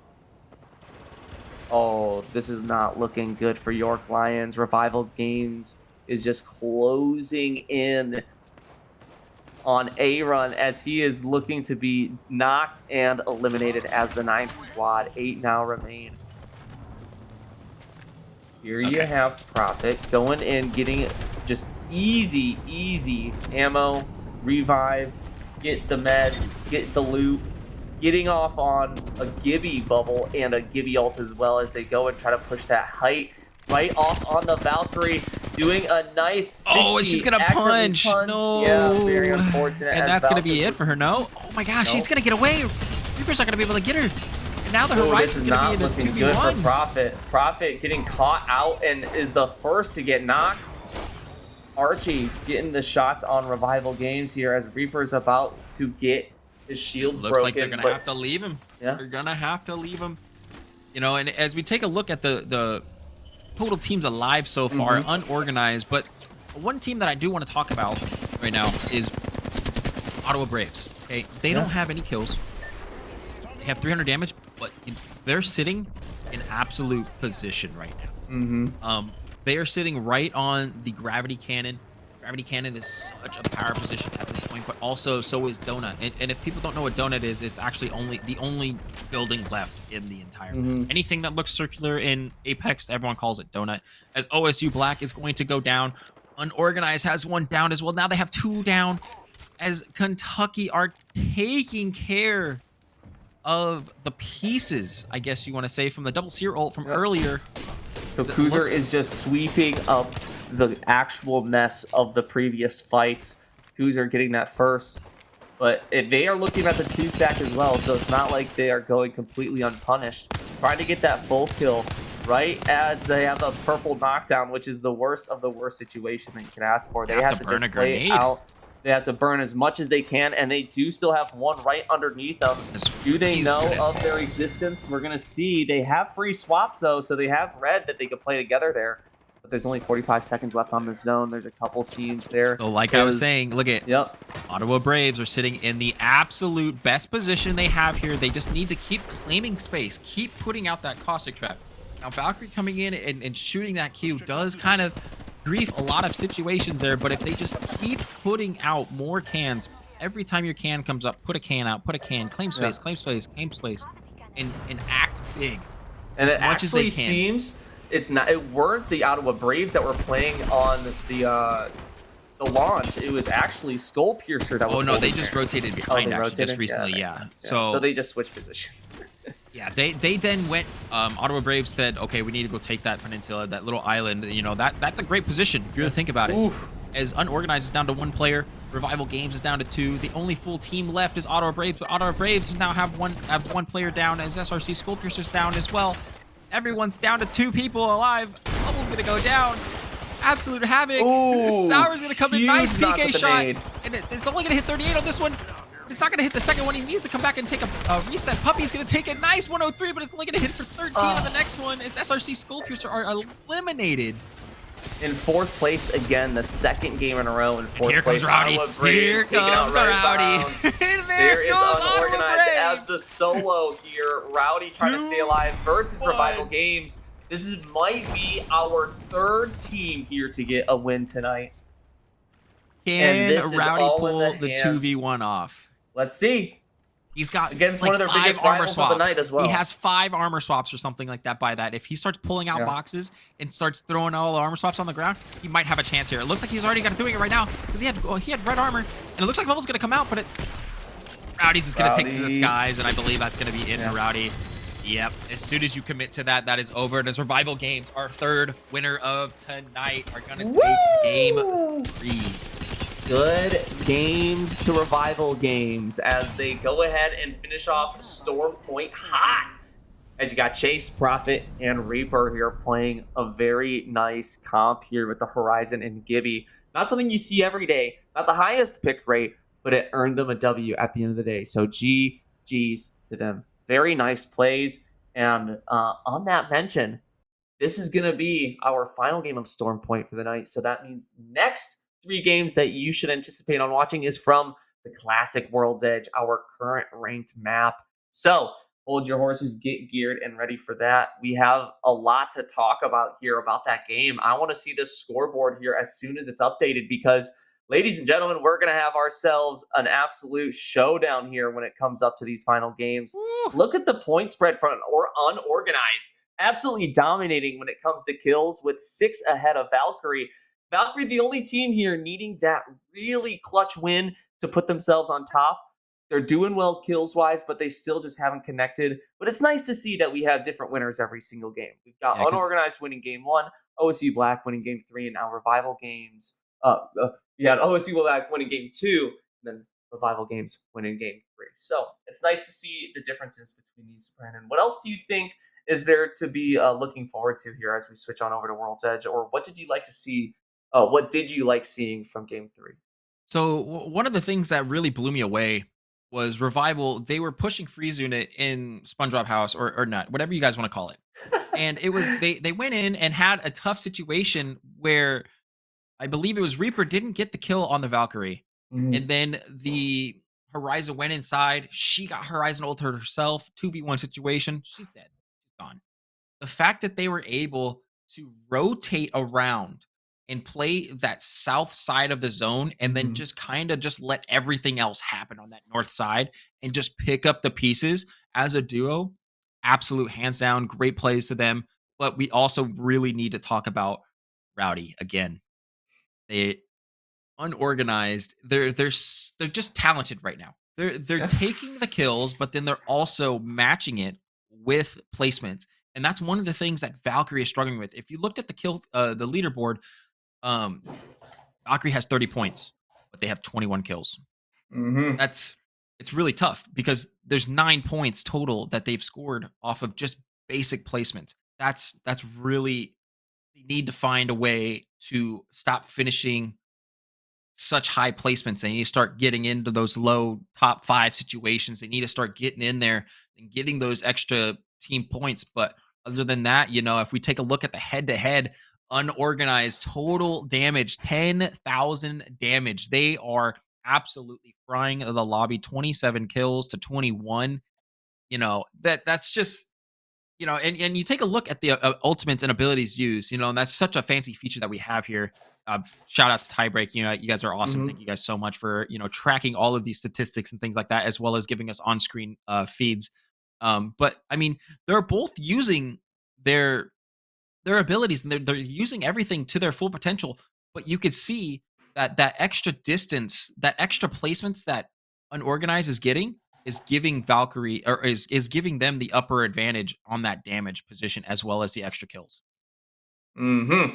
So, as long as they hold on and keep being the damage givers here throughout World's Edge, hopefully they can keep and hold on to that number 1 spot. Maybe they get another win here to give themselves those point leverages. But as long as they continue playing in those late game lobbies, they'll be finding themselves sitting pretty here for our finals matchup. But there's still so many other teams who are playing that are not being broadcasted at the moment. So this is not the only lobby that they have to worry about. They have to play well for this lobby and the other 2 lobbies that are contending against them. So we will see how that ends up as we take a few short moments to switch on over to World's Edge. Make sure you guys use the bathroom, get yourselves some snackies, and Twitchy and Conwar will be back with you guys shortly for Game 4. See ya.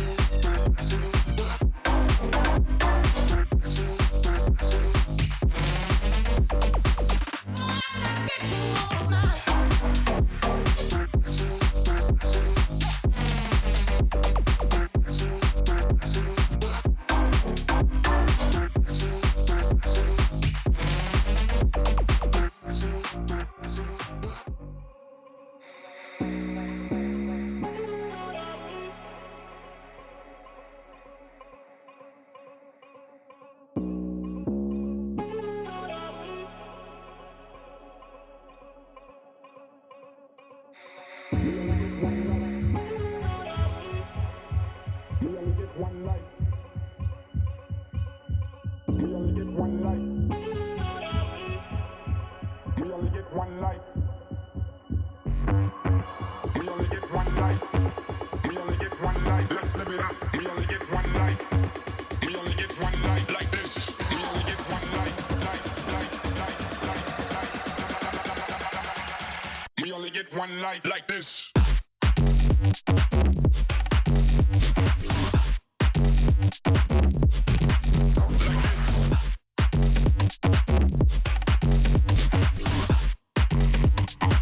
Let's live it up.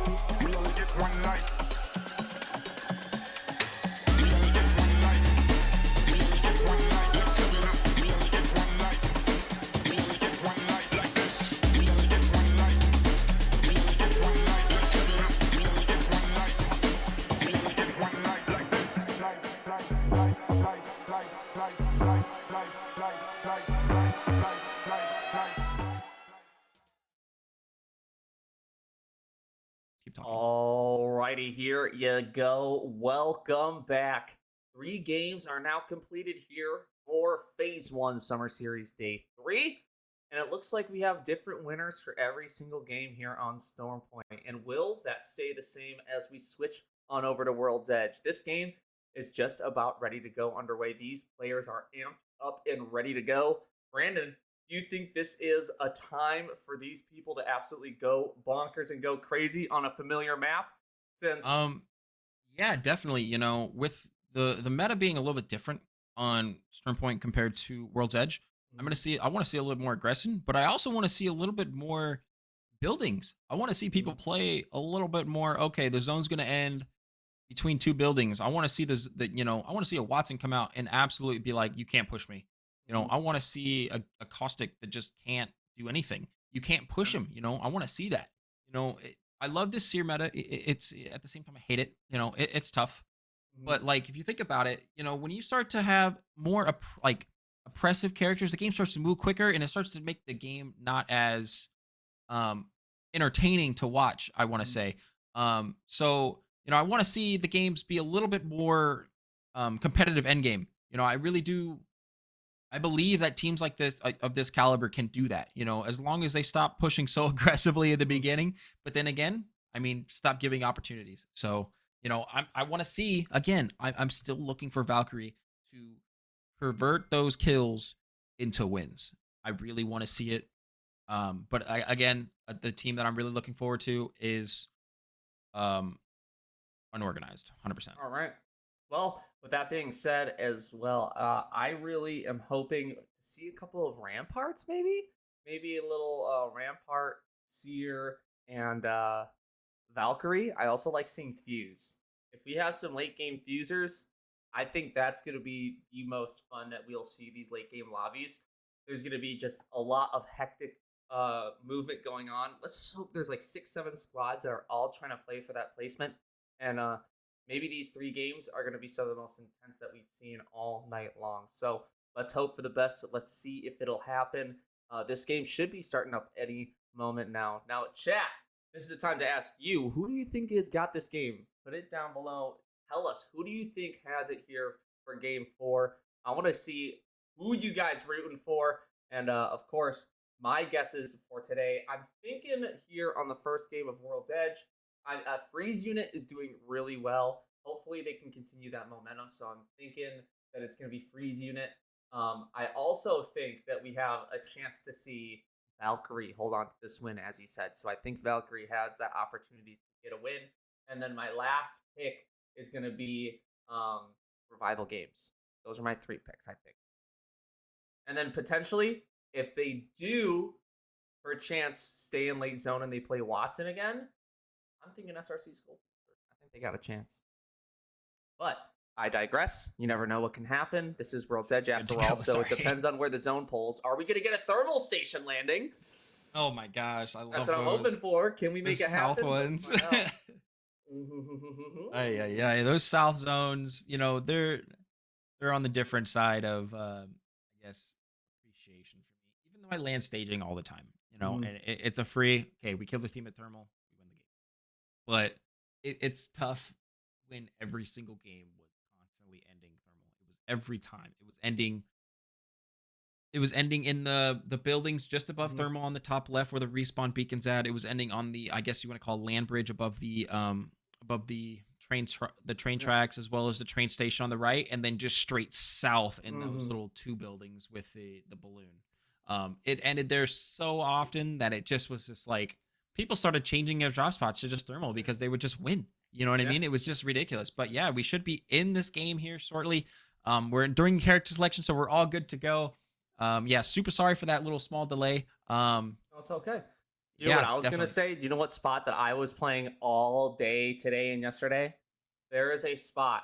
It's on the back of launch site, right next to Lava City and Dome. If you look over there, it's like that little back area I call That Jurassic eggshell. Park. Yeah, it's the small eggshell though, right next to Dome. Mhm. So that is a potential spot that I would love to see. So that's what we're gonna find out. Here Yeah, we we go.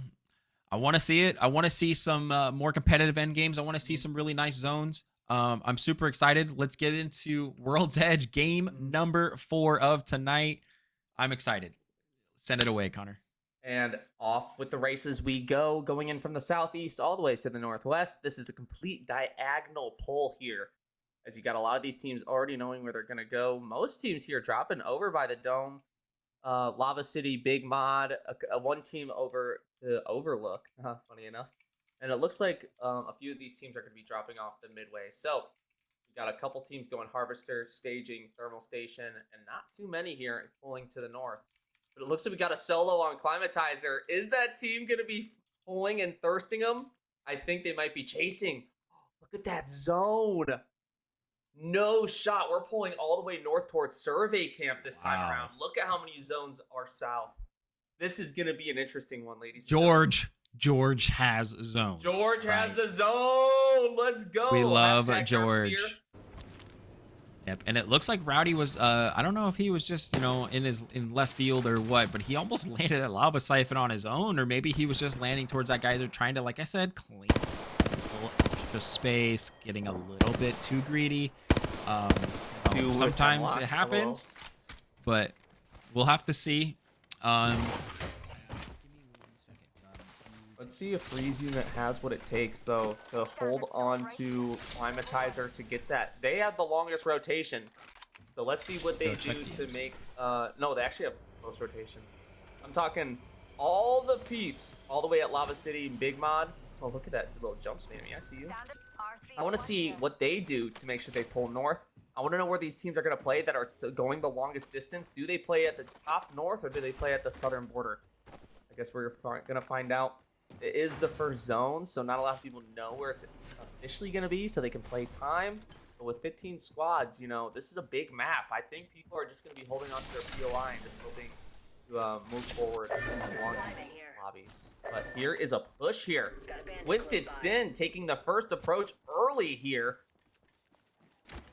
Do they see the team? They have a purple swap.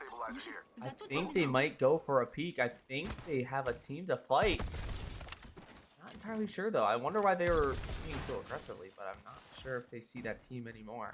They might have moved, but... Season holding on to Overlook. Here comes Clear City. Esports as well. Jake going for a peek, seeing some movement over by Big Mod. Not totally having vision, but he does have a charge rifle to do damage. Getting that sear, but not breaking.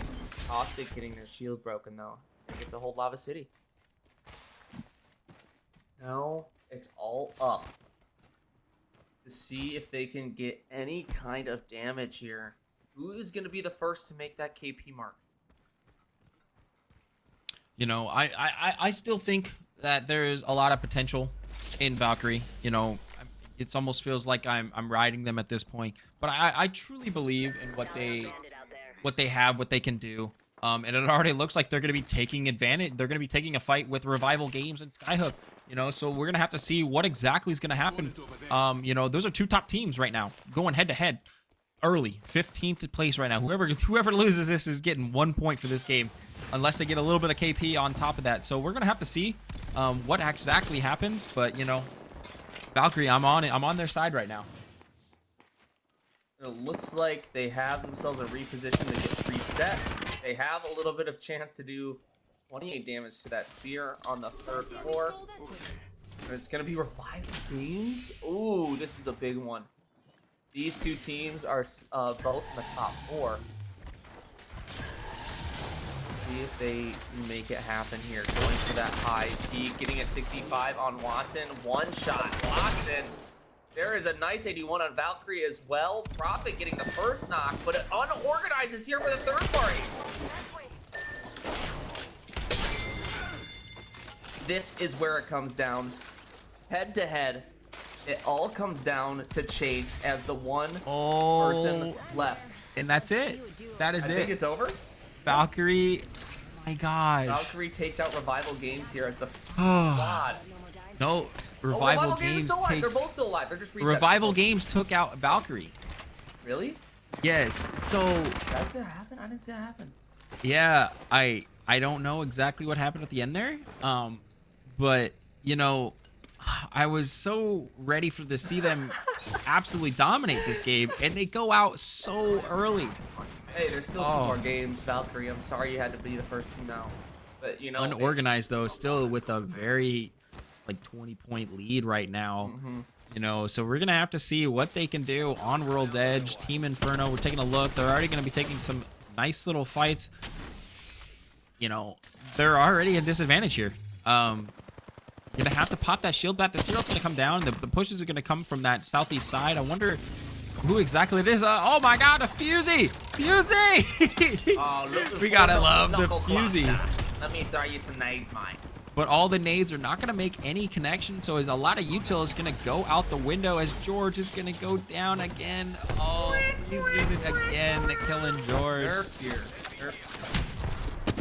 Here comes Inferno there with the push. They got the Seer ult in action to make them stay back. They got a good amount of damage, and Crown Apex is also taken out. This is a very aggressive game. Here you have Not Daniel needing to bat here as they go ahead and play it back. OSU Black, though, is going to be the team that's going to be playing up and aggressive. Not being able to get a knock on any. Blossom needing to Phoenix here. It's going to take around 10 seconds to go. But Kalinux also hanging back, seeing a 3rd party here. What do? Do they stay and play it, or are they going to play back? A big break on their fuse. Here is Kalinux waiting for the peak. It looks like Blossom is one shot again after taking that Phoenix kit out of zone, needing to do some type of healing because Inferno also looking to be down. Who is going to be the first to get these kills? Inferno getting a knock on Blossom. Now it is a 3v2. Zensuke needing to get some type of healing. You are so low, as well as Daniel slowly getting those syringes up, and they're going to be able to find themselves a reset. Does Blossom get rezzed here out of zone? Do they keep this fight going, or are they going to fight and stay off? Not Daniel re-knocking Blossom. Oh, it's another one, yeah. That's tough. Another re-knock on OSU. So Inferno kind of putting a lot of pressure on OSU, and it looks like they're going to be able to finish it as well, as Blossom is now going to be a full KP at this point. So now can Kalinux and Kona be able to maybe come in and 3v2 this, or are they going to have to just leave Blossom out and to say we'll see you next game? It might have to be the case. Was Kona's sitting at what, maybe 10 health or something like that? Yeah. Not looking too good. It looks like they probably have made it a little bit to zone, so it looks like they're a little bit safe. We're gonna have to see, you know, or I mean, I don't think they're in zone, but you know, they're sitting okay. We're gonna have to see what exactly happens with them. I want to see them be successful here on World's Edge. You know, I play with these guys almost every other day, you know, so we'll have to see. Oh my God, SRC! He's peaked that angle, but he's gonna come in one more time. Oh, that was dangerous. That was dangerous. SRC, that spells wave, coming in with the big finish. Very nice Target, plays there. Swap, wanna be dead, pulling the ult. Dusty now being able to hold as that caustic gas is played. 2 teammates remain. The third dropping down to that train cart here as Want to Be Dead now having a peek on Kentucky Sour. Puppy also, this is a completely new team. And they are going for a push and a knock. Sour also needing to get some help. Oh Astral man, and Dusty Sour. just putting the pressure down on Ottawa Braves, and that is going to be it. Oh my goodness. Tracking down the line, and they secured themselves some KP here to make it 11 squads. Wow. But As there is Radio the third is party from Kentucky. Look at Radio. Radio's the last For one Freeze alive unit, on yeah. Freeze unit, yes. You're going to have to see what he can do. Maybe he can get those banners. I don't think Kentucky is going to fold this fight because they know SRC has swaps. So Jaycon and Kuzar are just going to be looking ahead as IZE goes ahead as well, and they go and rotate on the back bridge, leaving SRC to their devices. So, that being said, 11 squads. The zone's starting to close as there's 1 minute 15 seconds remaining on the second circle. It's crazy how we say the zone is starting to close, but Inferno is still in the zone. They're still at tree. Oh, they're chilling. Oh, they are chilling, my friend. They're just waiting. Goodness. I wonder what is going to happen with them. Are they going to be able to live through this? Because, like I was saying earlier, Zone 1 and 2 aren't that bad. But when you hit Zone 3 and you're that far away and there's no crafting and you already don't have your pre-setup already ready to go, I don't know. One person may die to Zone here. We'll have to see. And my big question is, how is OSU Black doing? Are they still alive and well? I wonder how they Looks like OSU Black is going to be okay currently. Kona's still sitting on only 25 health, but we're going to have to see. Genuinely, I don't know. I don't know if they got their banner. I don't think they did. Probably not. They were most definitely waiting there on tree to make sure they couldn't become a 3-stack again, which is probably the right call, if you ask me. And here comes Kentucky as well. Going for the peak, not being able to connect any of those bullets, but they did show presence here. Playing on the back highway towards Skyhook. Here comes Spoiled Milk Lol for NRK Prodigy and Skyhook, giving themselves some free loot. A minute left on the second zone here, and these teams are going to start to converge on each other. Here comes Dusty as well. Wanna Be Dead and Rock from Target both taken out. And Revival Games is here to go for that final peak to take out the Gibby. And this is going to be Revival Games AP as SRC Skull Piercers now taken out. Not without punishment though. They had to use some of their utility, use some of their meds, as it's now 10 squads remaining. Yeah, with Revival Games taking out SRC. SRC is now going to be, not doing so hot on the leaderboard. They're going to need to have really nice 2 more games here because, it's crazy when we start to say, okay, game 1, you didn't do so well. Game 2, you didn't do so well. Or game 3, you didn't do so well. There's 3 more games. Well, we're getting down to it. There's 2 games left. There's not much left, really, there's nothing really you can do now. So they really need to break it down, get it together here, and maybe hope that World's Edge starts pulling their way. Otherwise, they're not going to be doing so well. I believe it was SRC Skull Piercer, or maybe it was Hammer Point. One of the 2 is on the bubble currently for the overall leaderboard. So if they can't produce tonight, they cannot make finals. I believe they're in 22nd or 20th place right now. Total, so we're gonna have to see on the overall leaderboard after tonight. Is in 6th place right now. Okay, so it's the other one. Hammer Point is the one. Hammer Point is in 5th right Oh, for tonight or the overall? No, so I'm talking about overall. Oh yeah, overall. Yeah, the overall leaderboard. As OSU Black is going to be eliminated by Unorganized, that was in the south side of Fragment. As we take a look at Revival Games, now taking full push position here with the Syracuse, having all this intel, and it looks with those wall hacks, they're going to be able to just take the high ground at this point. Reaper's now just going to be able to just kind of control this building, hoping that his teammates are going to be able to kind of collapse on this position. They don't want to give high ground back. They need to start pushing forward here and because they had all the information here. As Prophet is now starting to walk up, and it looks like they have all low ground bubbling to come out from this team. But it looks like they're gonna be able to get a little bit of zone. Oh my goodness! See you later, Kuzer. 1 HP on the valve. Bye and bye. And Kentucky is taken out. I don't know if they had bubble or not, but oh, that is a tough one to swallow for Kentucky, as Revival Games absolutely flexing their muscles here in game number 4 or game Almost 1 double KP of World's Edge. Wow. This is one of my picks. This is who I thought had a chance. Unorganized still up there as well. Both with 3. Freeze unit only with 1. Clare City with 2. The rest still sitting pretty. York Lions, Team Inferno, NRK Prodigy, all just playing that zone now. Speaking of NRK, here's Spoiled Milk here, playing on a spot that I truly like to play on this late zone. Here in the north end. As long as you can hold them on. There's a big 76 with the bow. Bow abusers rise up as they throw a couple of arc stars to make them play. Then they get a knock. It looks like Zach TML is going to be taking out one Inferno. Ooh, is that a third right behind them? It is. There is a third on their It looks like Unorganized was able to take that pick away, maybe. I'm pretty sure that pick was taken from Zach TML. It looks like NRK Games might be taken out here. Rowdy Life here from Unorganized, trying to get those knocks now. As Freeze unit is eliminated. A Revival Games. So that's on the other side of the map, as Bubble's going to be down over there for NRK. Unorganized is going to be able to just kind of just... they're just going to hold them out. I mean, there's nothing really you can do there.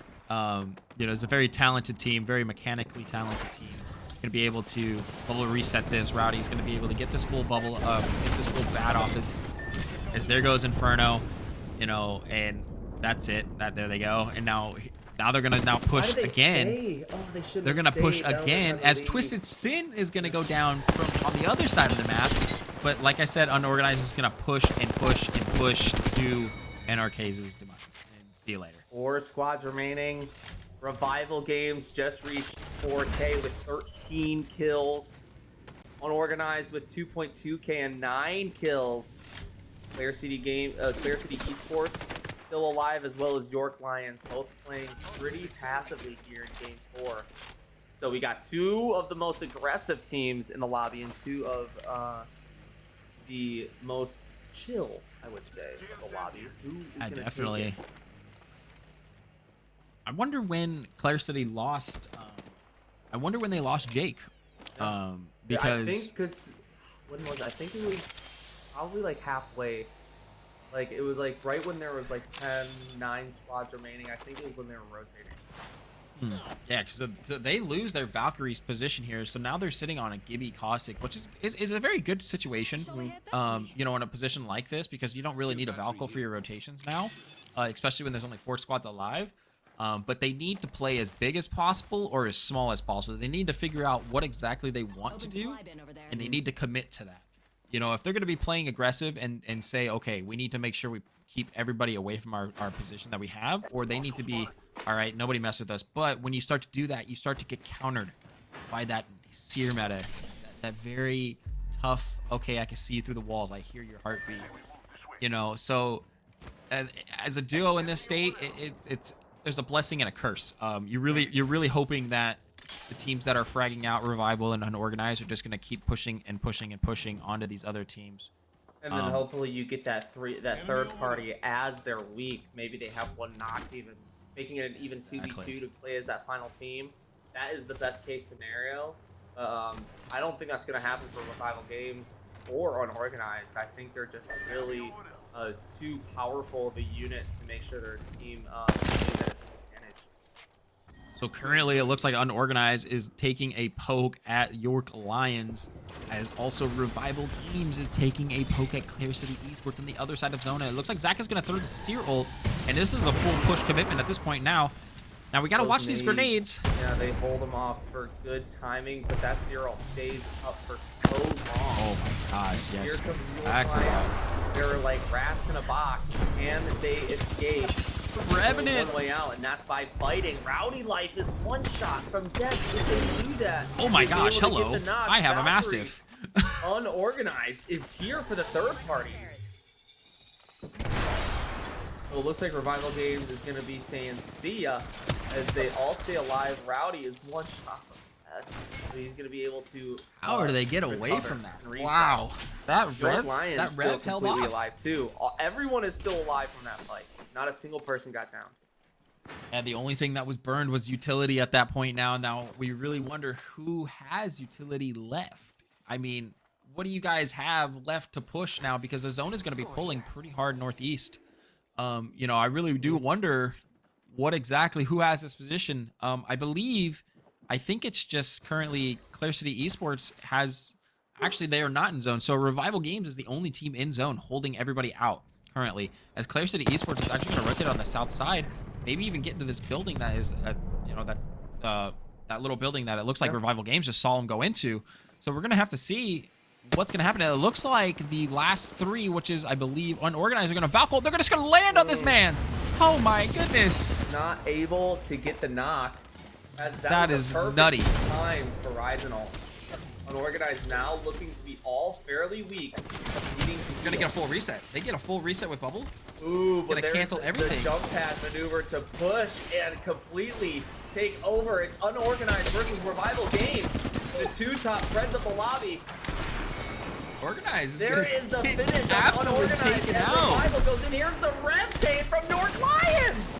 York Lions here to go to push towards Revival Games, and they are completely Wow. shredding them.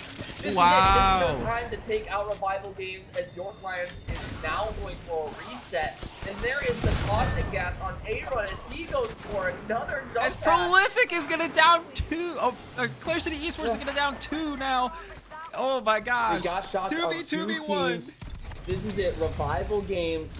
It's all in their favor with the red shields. Oh, and York York Lions Lions is is gonna taken fall. out very good attempts, but they are going to be placed in third. There is another huge shot from Clear City Esports. There is the swap of the Mastiff going with the knock, and now this is Revival Games to close in on Game 4.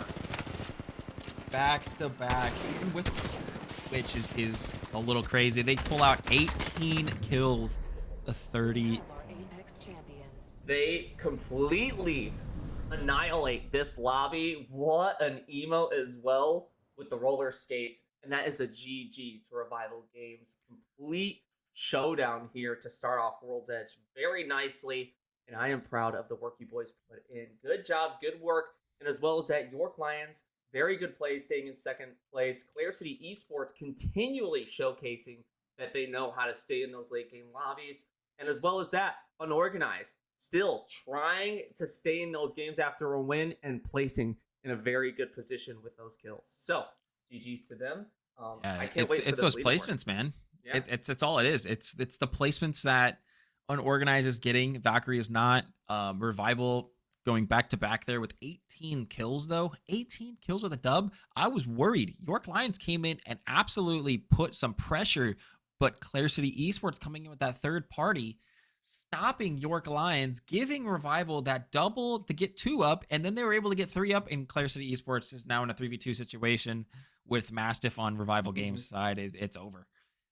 Yeah, and that just proves that if you know how to just stay alive, being that team that can hold that position, and even on knocks, and if you're low, as long as you can just keep calm and consistent, it'll prove that you can win. So let's take a look at that leaderboard as we go into Game 5. I want to see if it will be a close one or not. I guess it's going to be just a quick second until we get those points up. But we have time right after the break to get into those numbers. So Twitchy and I will be right back shortly for you guys in just a few moments. And we'll be back with those points for Game 4 and Game 5. See you. Yes.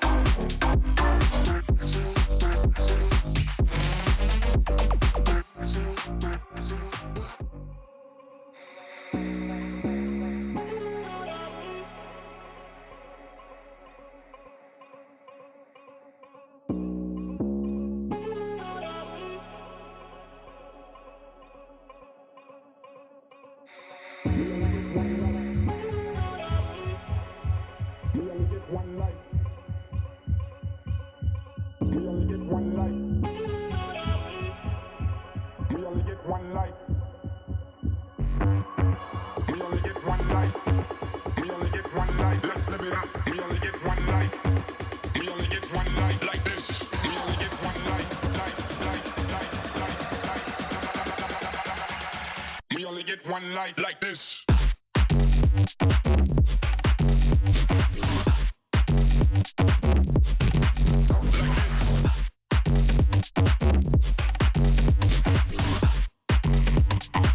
Let's live it up. Clap your hands.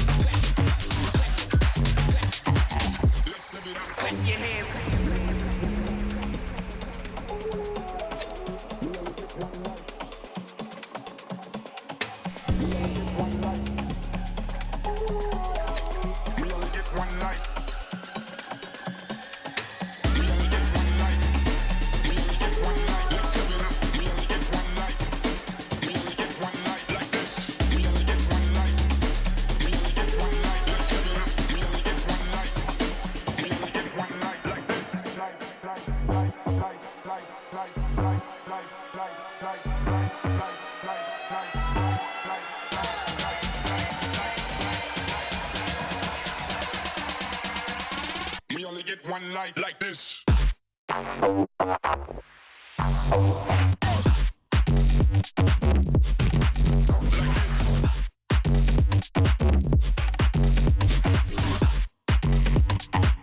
Let's live it up. Clap your hands.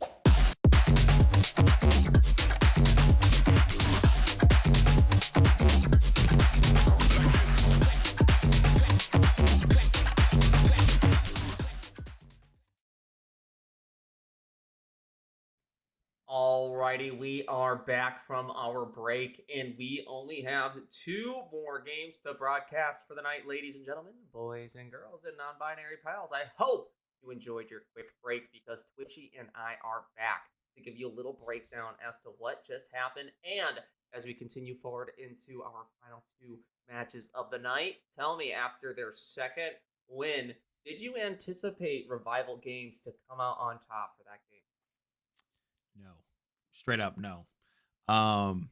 They had so much positioning though, and they were just being able to just push and push and push. I mean, 18 kills, that's a ton. You know, being able to force fights and being able to win those fights, you know, I'm still on the fence. I'm telling you, Valkyrie is going to come through. I'm telling you, it's just they're talented, but they're just not. They fell first. They fell 15th last game. They fought Revival off drop, and then that was it. Revival then had the entire north side of the map to themselves. The only person that was in zone at that time was Brown Apex's, or no, it was George. It was George, our solo George. So I mean, they had so much position, and that was it. So I mean, I'm excited to get into game 5 of tonight. You know, I want to see a new winner. I do. Like I said, I want to see Valkyrie. I want to see maybe like a team like SRC, a team like Claire City, maybe even you know, Ottawa or Inferno coming out and pulling a dub. You know, these teams are very talented. They just need to find how the way the lobby plays and things of that sort. You know, there's so many different aspects when you come into the game. You know, in a BR, you know, you can't just be like, I'm mechanically better, and then just, you know, there's a lot of positioning that goes in between all of it, you know. But as we drop into this next game, I'm super excited to see what happens. Now, this time, going from the northwest all the way to the southeast, pulling from Skyhook to Dome. Looks like this time around we have ourselves a game where some teams may contend each other. So look at your boy George just leaving early. You have Brown Apex also playing in the same northern spot, and then you got one team Climatizer. This time around, though, it looks like we have some teams going Fragment, just one, as T-Sin hits over to Overlook. I want to know where the rest of these teams go. Looks like we got one over by Staging, NRK Prodigy playing by Thermal Station, Harvester, Lava Siphon, Launch Site. It looks like every team has one POI. So hopefully this time it's a little bit slower around. It just depends on who loots fastest and gets to that rotation. As I said, if you get the rotation first, you're most likely to get that KP. So if you can get yourself looted and booted, I mean, you're going to see yourself some KP pretty much in this first zone. But if not, I'm cool with waiting it out. Still got 2 full games to look at. You know, a fight that I'm really looking forward to again is Revival Games again going against Valkyrie. Revival Games gets that guaranteed purple armor from Countdown, but Valkyrie is doing they're doing trials. So they might be getting gold, getting a bag. You know, those are huge advantages. Helm. You know, things like that. But at the same time, sometimes you do trials and you're just like, how was my loot? You never know. Yeah, as Claire City Esports running a very odd triple defensive comp. I believe they are fighting. I wouldn't anticipate this, honestly. This is a really weird comp. No movement at all. And it looks like, Ottawa Braves. Oh, this is the first fight of the day. Ottawa Braves really looking to get themselves in a higher placement as Astral, Puffy, and Sour start to move in. Looks like Sour has her shield broken and is now one shot from death. Astral getting knocked here from Klutzy. Klutzy getting a second knock on Sour. The triple take, and now Klutzy is going to push on Jimmy, and Ottawa Braves are eliminated. First team out again, very rough indeed, but they still have one more game to perform for the night. At Claire City Esports, like I said, there was one of the teams that I said, okay, let's see if they can maybe do something. You know, let's see if they can repeat what happened in game 1, where they finished, I believe it was second. Can they finish? Can they win? Can they pull out a win tonight? Can they pull themselves? I believe they are on the bubble as well, in the overall standings. So I want to see them, you know, come from the ashes, you know, and really show this lobby their muscles. You know, this is a very good, talented team. You know, it's a very team that is coached, like I said, by Jake, CLG's coach or manager. I'm not really sure exactly on the title there. So I really want to see, you know, these guys have potential. And oh my gosh, Arcstar is going to get sucked to the door as York Lions is now at a disadvantage with Kentucky pushing forward with this fuse. Look at these nades, though, being impactful yet lethal. Not enough to completely deter Kentucky. But this is my drop spot right here, ladies and gentlemen. This is my motherland. This is my home.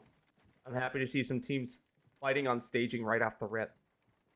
Yeah, definitely. As you know, York Lions are going to try to get this full reset. I believe the Revenant hasn't fully healed either, so he's not looking at too hot. He's going to be able to actually pop a full Phoenix Kid here, so he's all good to go. Rev Totem's going to come into play. And this is where they hear it, and they are running. They are just waiting to see if they can just send them back immediately, and they do. He's trying to make sure they take the least amount of damage as possible. That's what matters the most, because if they do, then it's more of an even game again, and they've pretty much just wasted half of We their love health. George. We love George staying alive. Even at ALGS, man, all the rats, man. I'm sure they were crazy there. Yeah. The I live respect the part. rat life. I've ratted many a swim. Let me say, it's worth the hype. If you can get off in a nutty rat spot, then it's so much better. I don't know. It's just like its own thing. As it looks like the full Revenant ult is not going to come into play. It's not going to do anything. It's not going to cancel anybody, and it looks like everyone's just going to be half health, and it looks like that is probably going to be the end for York Lions. York Lions has one more alive. The Revenant's going to be able to just kind of run away from this situation, but they have a charge rifle. And it looks like he's like, let me pull out my wall hack. Let me pull out my wall hack. Look at my Hershey Panther route. Let me just make sure I know where he is. See you later, Stinky. You gotta charge. If you're getting charge rifled, it's rats. Yeah, it's a see you later. York Lions gonna come out in 14th place in game number 5 tonight. You know, that was a really good attempt, but they didn't capitalize off of that Rev ult. It was countered by the Fuse ult, so they had to run through that Fuse ult, getting slowed, and it looks like another Fusey. Oh my gosh, dude, what is with these metas? These comps, man, they're so different. This is the comp that I play. It's That's the so comp that I different. play. That's the Furia meta. It's Seer, Valk, and Seer, Valk, Fuse. Yeah. Oh, You're about if he to- threw that Arc Star, oh my gosh, he no. had it in his hand. He's gonna try it again, 100%. I know him. Yeah, he's like, I have it. Should Oh, I do dude, it? but they wouldn't give him a second chance on that, dude. Oh, that would have been Okay, at least you got absolutely information off of it, right? Information is better. Yeah, so it looks Oh, like he they're going to sees be who all they are. 4th floor here, and it looks like maybe he's going to... see, I told you, he's going to come in with the Arc Star. He's going to zone out one side and zone out the other. Bubble's going to come down, and now it's just here comes his teammates. They don't get affected by this Arc Star. It's over. Yeah, they're now playing the bubble. Eva 8 trying to do as much damage as possible, and they get 2 knocks. But that's going to be a switch and a res right off the rip. Team Inferno is now taken out as this full 13th squad. 12 remaining here and unorganized, finding themselves KP. Here comes Revival Games now at staging, looking for some damage to do. But not too much going on as everyone seems to have rotated. Do Revival Games know where unorganized is, though? That's the question. Can they get to that push? Nope, they are pushing the landslide. It looks like Revival Games is now going to have Kentucky in their sights. Kentucky is flying right over landslide, right above them currently. But it doesn't look like they're going to be able to do anything about it because they're going to be able to fly all the way back to the tower and be able to get that rotation. But remember, Kentucky did have that charge rifle, so they're going to be able to do a little bit of poke damage, griefing Eco a little bit. But we have the zone pulling towards Overlook, so I really want to see what type of zone we have here because there's 2 different types of Overlook zones. It actually pulls all the way into Overlook, and then there's the one where it pulls to the tower, and then there's another one that pulls just to the north. Currently where T-Sen is, it's by the rocks. There's like it's behind the 3 buildings, I guess you want to say, or the 3 trailers. Yeah, those are the best positions. And then I guess there's one more between the 2 where you could play, like, there's 2 big mountains. It's currently where actually OSU is playing. But playing there early is a very tough situation because someone can just land on height on you and you'd be screwed. Yeah, it's all about the perfect timing, especially on World's Edge, I feel like, since it's such a familiar map. I think if you know when to play zone, depending on where it goes, like you can find yourself getting win after win if you just play efficiently. You know, you don't get too Your egregious rotation on kills. Yeah, you know when to play rotation, and you just play as a unit, as a team. You guys hear each other's comms. You guys are active of what's going on around each other. You know, having those moments where you have one scout, you have one anchor, you have one aggressor. You know, you do those things, right? And you will find yourself winning more and more. And it's just taking that practice, building. Oh, and Chase is gonna get absolutely fried. I told you, Valkyrie has the beams as they're gonna take out Reaper Chase completely out of the game. See you later. You know. Yeah, so taking out Sheeny is the one to do it, or is it Shiny? Shiny or Sheeny? I think it's Sheeny. Is it Sheeny? Yeah, it's like Shinny. Oh, Shinny. Shinny. Yeah. Here is two no-rags. No-rags. That's tough. We don't talk about that, but Yeah. here is Reaper getting knocked. Don't talk As about Valkyrie and Revival Games are going at it. This is Valkyrie versus Revival Games. And it looks like Prophet was able to grab that Horizon ult, was able to absolutely demolish that Gibby. And it was going to give him that. is going to be actually getting thrown off. The Horizon ult doing the best work against those rope plays. Prophet getting the full kill and able to get Prophet the swap on controller? now. I'm not sure. But here is the peak, Yeah. and I think Valkyrie just converges. Despite getting one taken down, they are getting an instant res here. You know, for on a Sauce. 3v2 situation, being able to take out that Horizon, putting Wraith down to 1 HP, just from Prophet alone, that's big props. You know, You respect the hustle. Chase got absolutely caught out very quickly. They were able to absolutely beam him from market. And, that's what happens. Sometimes you just get 3-2-1 in Apex. You know, it's all about knowing your surroundings. Ooh. Here's another fight about to happen. SRC against NRK. Or no, this is Twisted Sin that actually landed on Overlook, I believe. I believe Twisted Sin was playing the snow side, actually. Oh, they're on the snow side, okay. Yeah, this is unorganized. Double bubble trouble. As Zach is down to 1 HP. Zach is going to go down from Dusty. Dusty also weak, though. So is Rowdy going to go ahead and get that push to make it tied? But they are going to be getting the full heal. There is the second knock. And there it goes. Unorganized. This is a chance for SRC Skullpiercer to finally get their win as they take down one of the titans of the lobby. Rival games out. Unorganized out. Guess who's still alive? Valkyrie. I'm telling you, this is their game. Twisted Sin's here. Yeah, and with Permafrost grabbing high ground, can he make something out of nothing here? Gonna be able to shoot the That's so missiles. bad to lead with. But yes, definitely, you gave them a little bit information. too much position. Maybe you could have taken the other flight to the other other tower there. But yeah, leading with that definitely isn't the greatest of ideas. If someone was 1 HP, maybe. But especially when they all have full resets, I mean, you're just gonna be able to say, "Oh, we're getting thirded, leave." You know, so just skedaddle one out of there, make the best out of it, and just say, "Best of luck to you next time."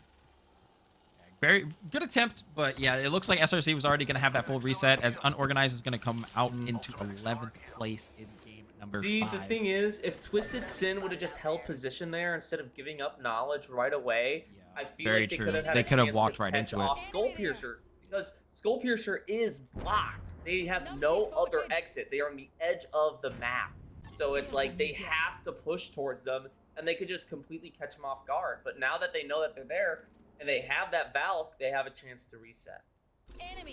Yeah, it definitely is. Like I was saying, the zone is pulling. Let's see. Oh, exactly where I was saying earlier. So it's going to be on those 3 buildings. There's actually 4. There's 4 buildings in the zone currently. It's going to be right outside Overlook, right from the.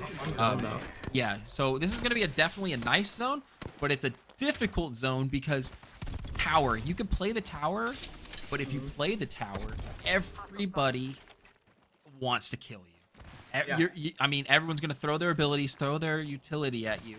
So, but at the same time, tower is such a great position if you have enough heals to combat that situation. As we take a look at NRK and look at that knock Valkyrie. From Saw's just going crazy to get that original knock here on NRK Gaming. NRK's Will Milk getting knocked from Sheeny. And there is a re-knock as well. Re-knock. Oh, those are full kills on both. So now it's officially NRK Prodigy. SRC is going to be able to pick up that last one on NRK. So it's kind of like a little gift from Valkyrie to SRC. Saying, yeah, this it's fine. is the final Titan. This is the final one. This is the chance for SRC to find a win. This is also a chance for Valkyrie to find a win. If it depends if they stay on this fight. this is a very odd game. The top dogs here in this game so far, SRC and Valkyrie, and then maybe Claire City and Kentucky. Do you That see is those about shots it. of the 30-30 on that Valk? Or is that Wraith that he hit? I think it was Wraith he broke. That was Wraith. Oh, George, no. And OSU is going to take out George. I'm going to have to talk to Kalinux later about that. Yeah, That is Kalinux, not why'd you kill cool. the We solo, don't man? kill George. Yeah, that's -5 points. Yeah. It's new rule. You know, speaking of minus points, you know, that's something that we've been and it's very scary when we think about it at the beginning. What we're trying to do here at Phase 1 is promote better.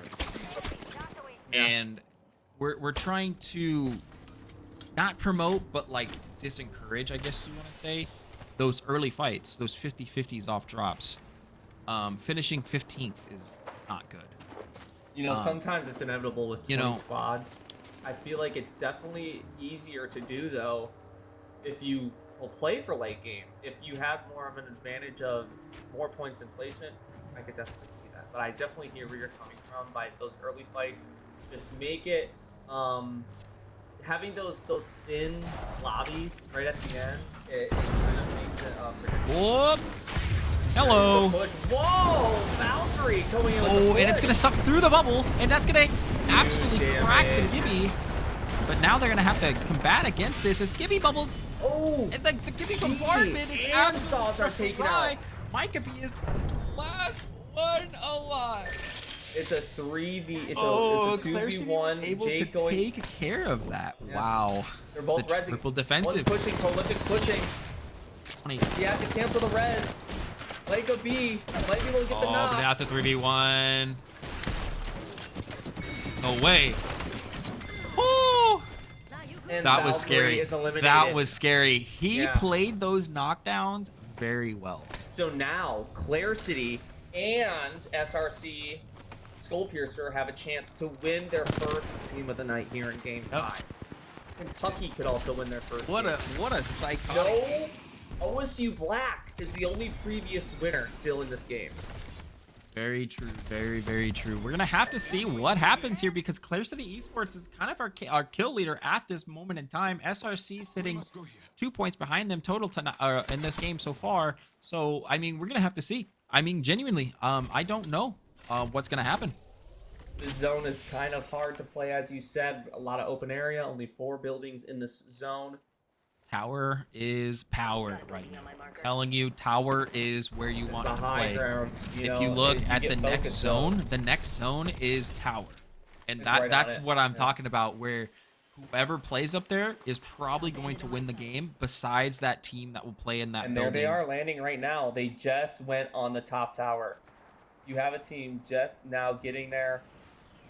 And it's Yep, going to be there goes Kentucky Kentucky. playing the height. Oh, exactly. Here you have Twisted Sin right behind. There is York Lions. Oh, not York Lions. You have, look at Henry at the bottom for Brown Apex staying Yes, sir. Getting That's those Kentucky that we're seeing, placements. though. Yeah. I believe. I'm not 100% sure. Let me look at the overall leaderboard. I'm sorry, your mic cut out for a little bit. One more time? Yeah, Brown Apex really needs these placement points. Just so you know, Brown Apex is currently in 21st place in the overall leaderboard. Okay. They are 1 point out. They need to score as many points as they possibly can. But the issue is that Brown Apex has had 2 players all night. Mm-hmm. No, if they were able to get those full threes, they could have been maybe Well, seeing themselves in finals. I think they do have a 3-stack right now. Do I they? think, yeah, they started with with 1, then they went to 2. Now they have 3. I saw them playing with 3 on the final game. Whoa. Huge knock from Blossom. Absolute one clip. And he's gonna take the destroying gen out. Watson ult. Yeah. Amazing work here as they go for the seer cancel. They cancel. Not being able to I'm res. telling you, dude, that is so impressive. Like, it's just And like, look at the yeah. Horizon ult as well to pull them in. Let's see. Look at Here comes the controller guy. But, oh, they have another Watson. Watson trap. Watson trap So it absolutely are cancels goated against names. everything. But there is the finish on one to do it. The bottom floor also cleared with watching traps. Both floors have different watching traps on them. Permafrost getting the knock on Kalinux, and OSU Black, our final winners What are just taken happened? out. What just happened to them? They had a down. They canceled Jen. Jen went back up, and Kona went in, and then Calvin went low ground, dead. Instantly, just dead. Wow. This is an insane game now. Freeze Unit also having a chance to win their first game. Everyone here has not won a game, so whoever wins this game will have their first of the night. Look at Kentucky's damage!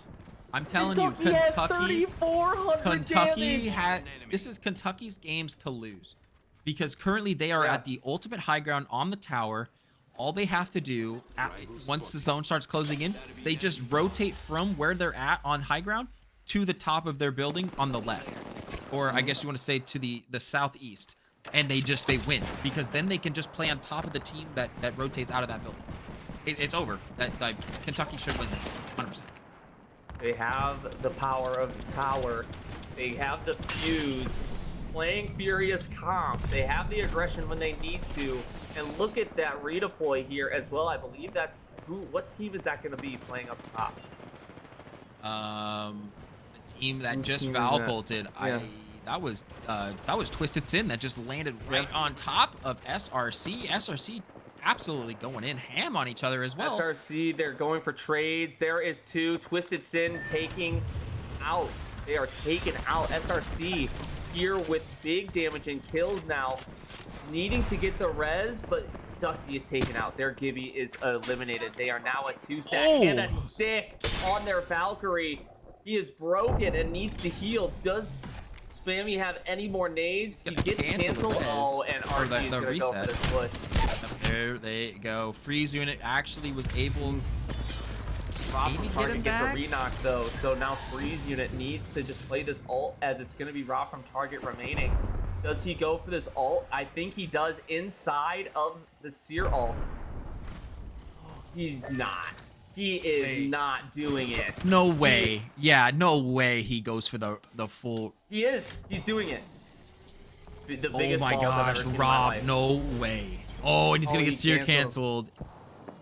Rob, do it. Do it, Rob. Rob, do it. Oh, if Rob did it, Rob could have done it. I don't think Rob's going to do it. I don't think Rob's going to do it. Yeah, it's too late now. The Seer Q canceling him definitely gave him a little bit too much pressure. Dude. I think now they're going to be rezzing in the inside as well. Freeze Unit's going to be able to get back to the full 3 there. SRC, wait, are they going to do it? Is he going to do it? He might have a chance. Still has a chance. They're not looking at him right now. He's going for it. There is a chance. He's going to get the res too.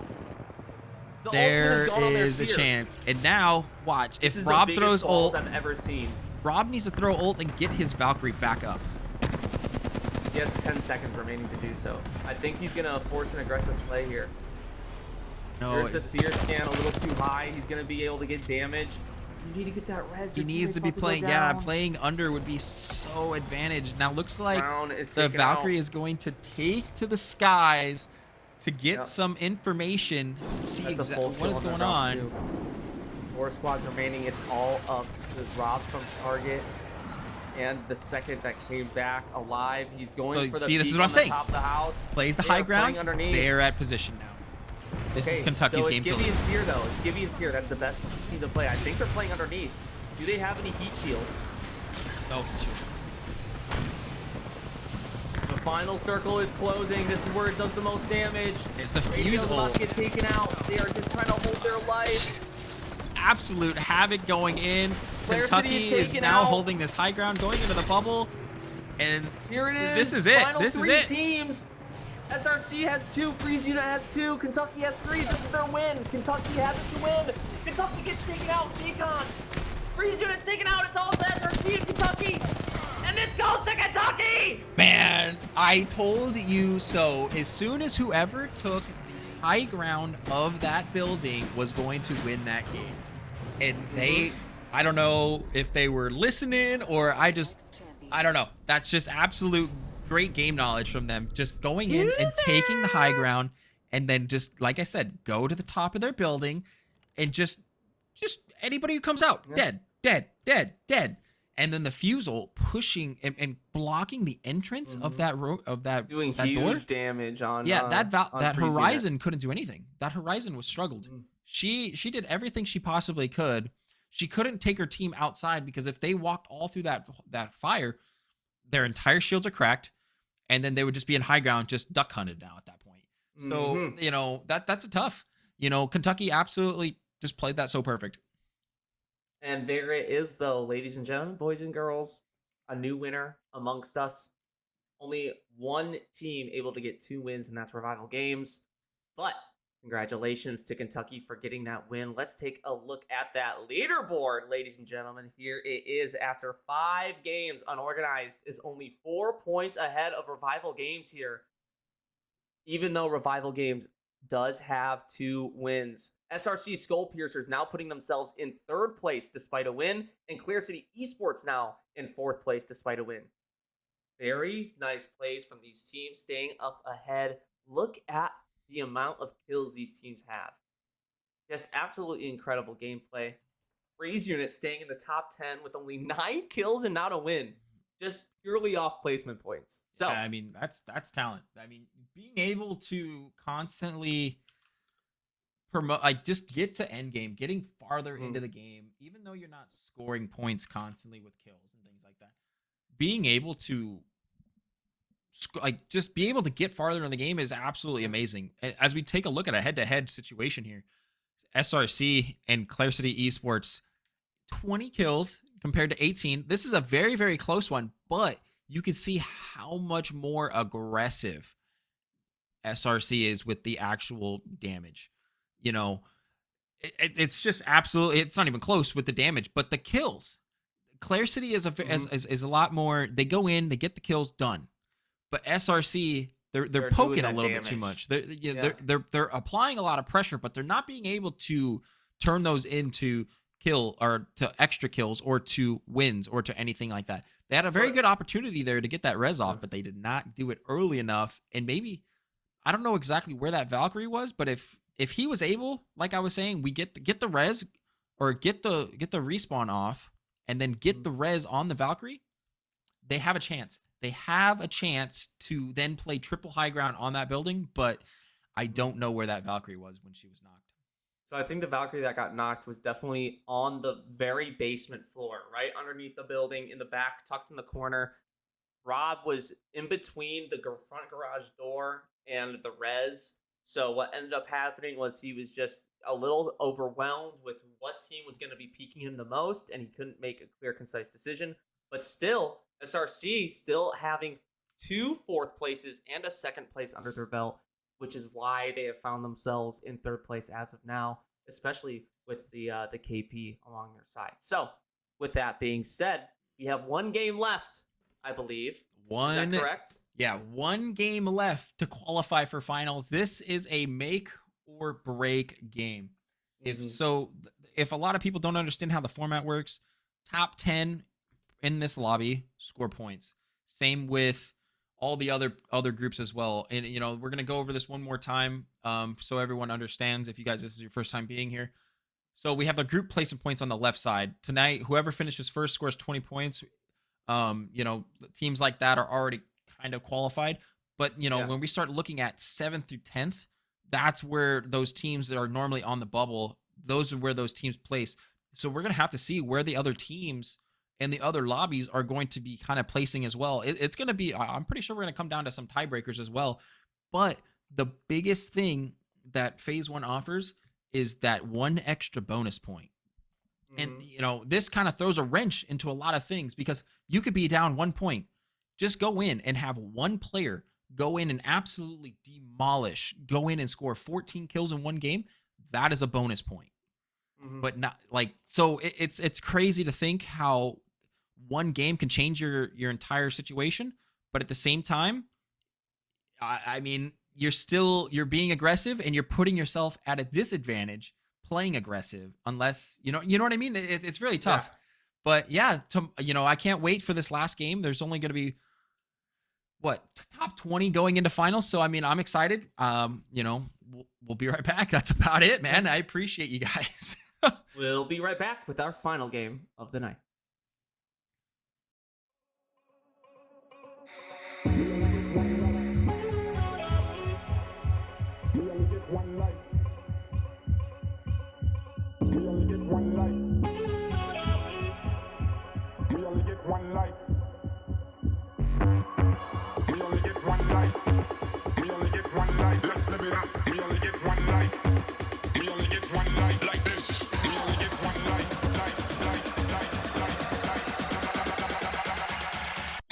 One life like this.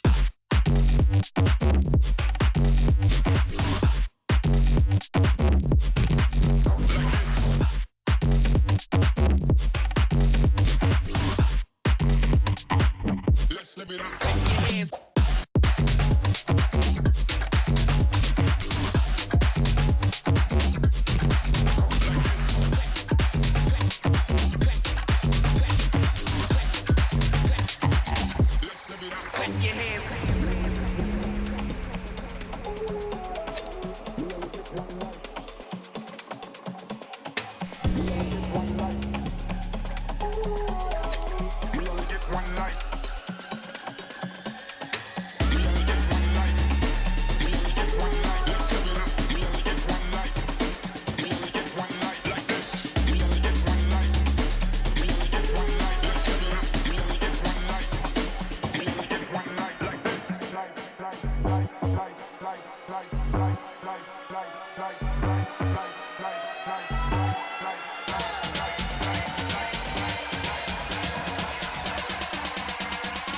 We only get one life like this.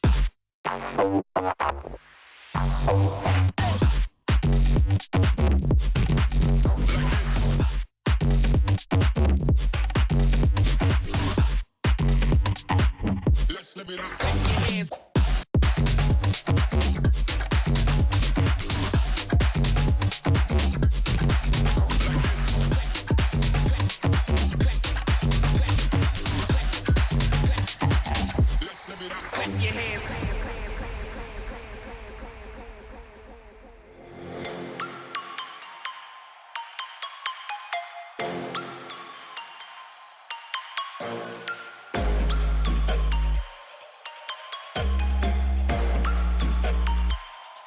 Prepare to die.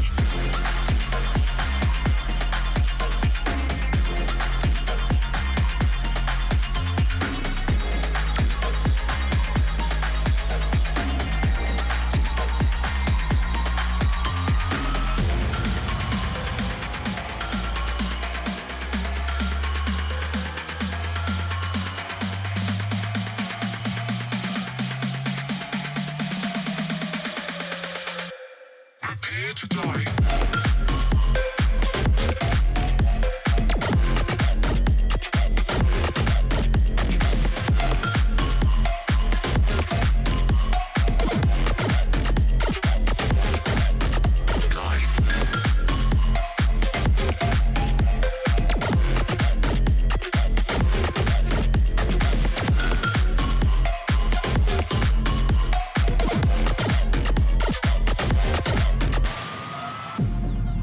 Welcome to a whole new world. Your planet is now under Mid-Ranger's control. Humanity will be exterminated. If you hear this message, do not try to leave. Do not try to fight. Do not try to resist. You will be eliminated.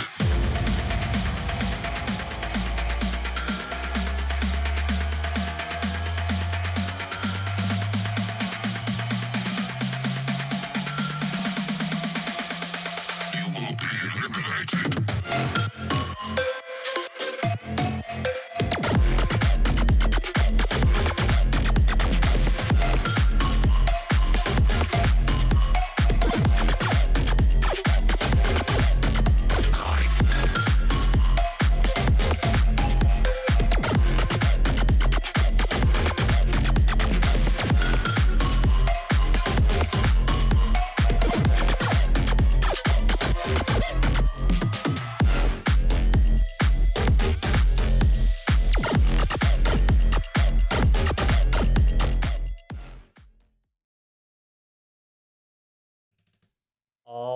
Alrighty, ladies and gentlemen, boys and gals, non-binary pals, each and every one of you, welcome back to our final game of the night. Game 6 here of Day 3 Summer Series, Groups 4 versus 5.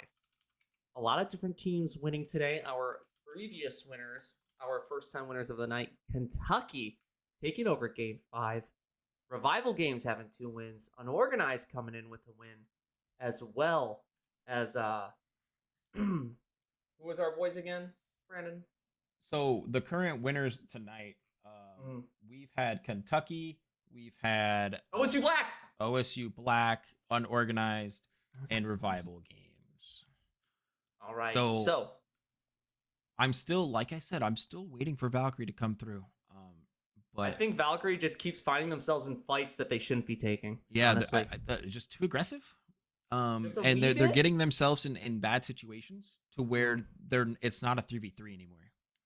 Yeah, they always they're getting shot in the back too. They're always finding themselves in fights that last too long. Yeah. They use too much utility, and if they end up wanting to leave, they just find themselves caught out. So maybe they play a little passive this time around. They have all the KP they need throughout the maps. If they just get themselves a win, they can really leverage themselves in the top of the leaderboard. So we can only hope that that happens for them. I also want to see a win from SRC Skullpiercer. They almost had it in the bag there. They've been playing really well throughout these matches, and we're really just hoping for a chance for them to find themselves a final win here, especially on the final map. I think that'd be kind of fun. Yeah, definitely.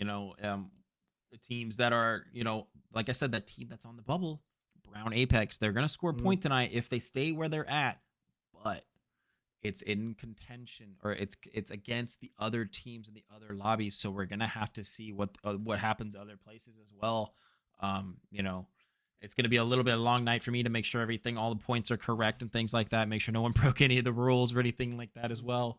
And just to clarify for you guys as well, even if the stream ends, that doesn't mean you are totally out of it. If you are really close to being in the top 20 spots, you have to do a lot of looking over and finalizing those points to make sure that we get you guys in the most accurate finish possible here for these finals.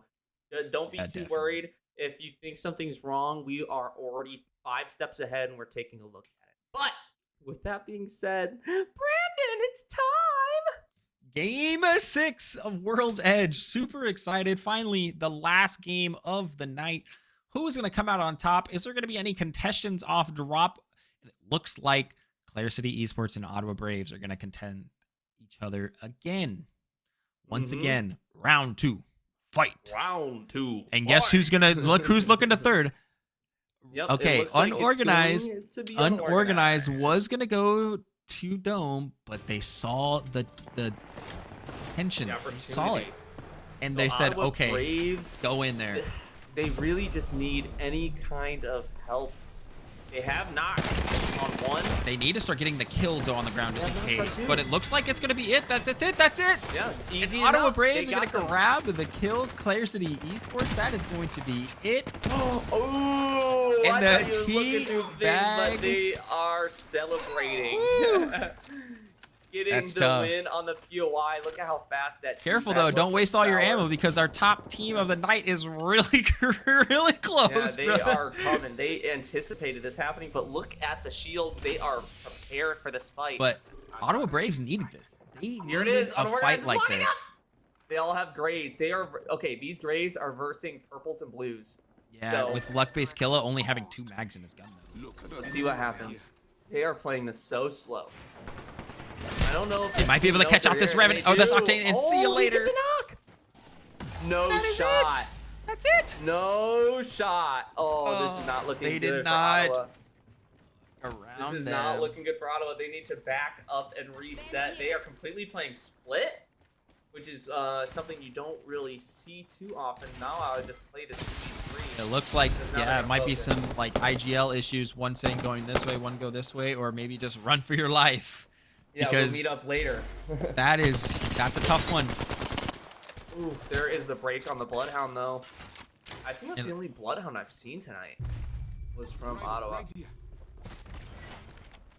So here it is. You got Zach knowing exactly where this puppy's gonna be. And that, oh, he's throwing in their stuff. That's too funny.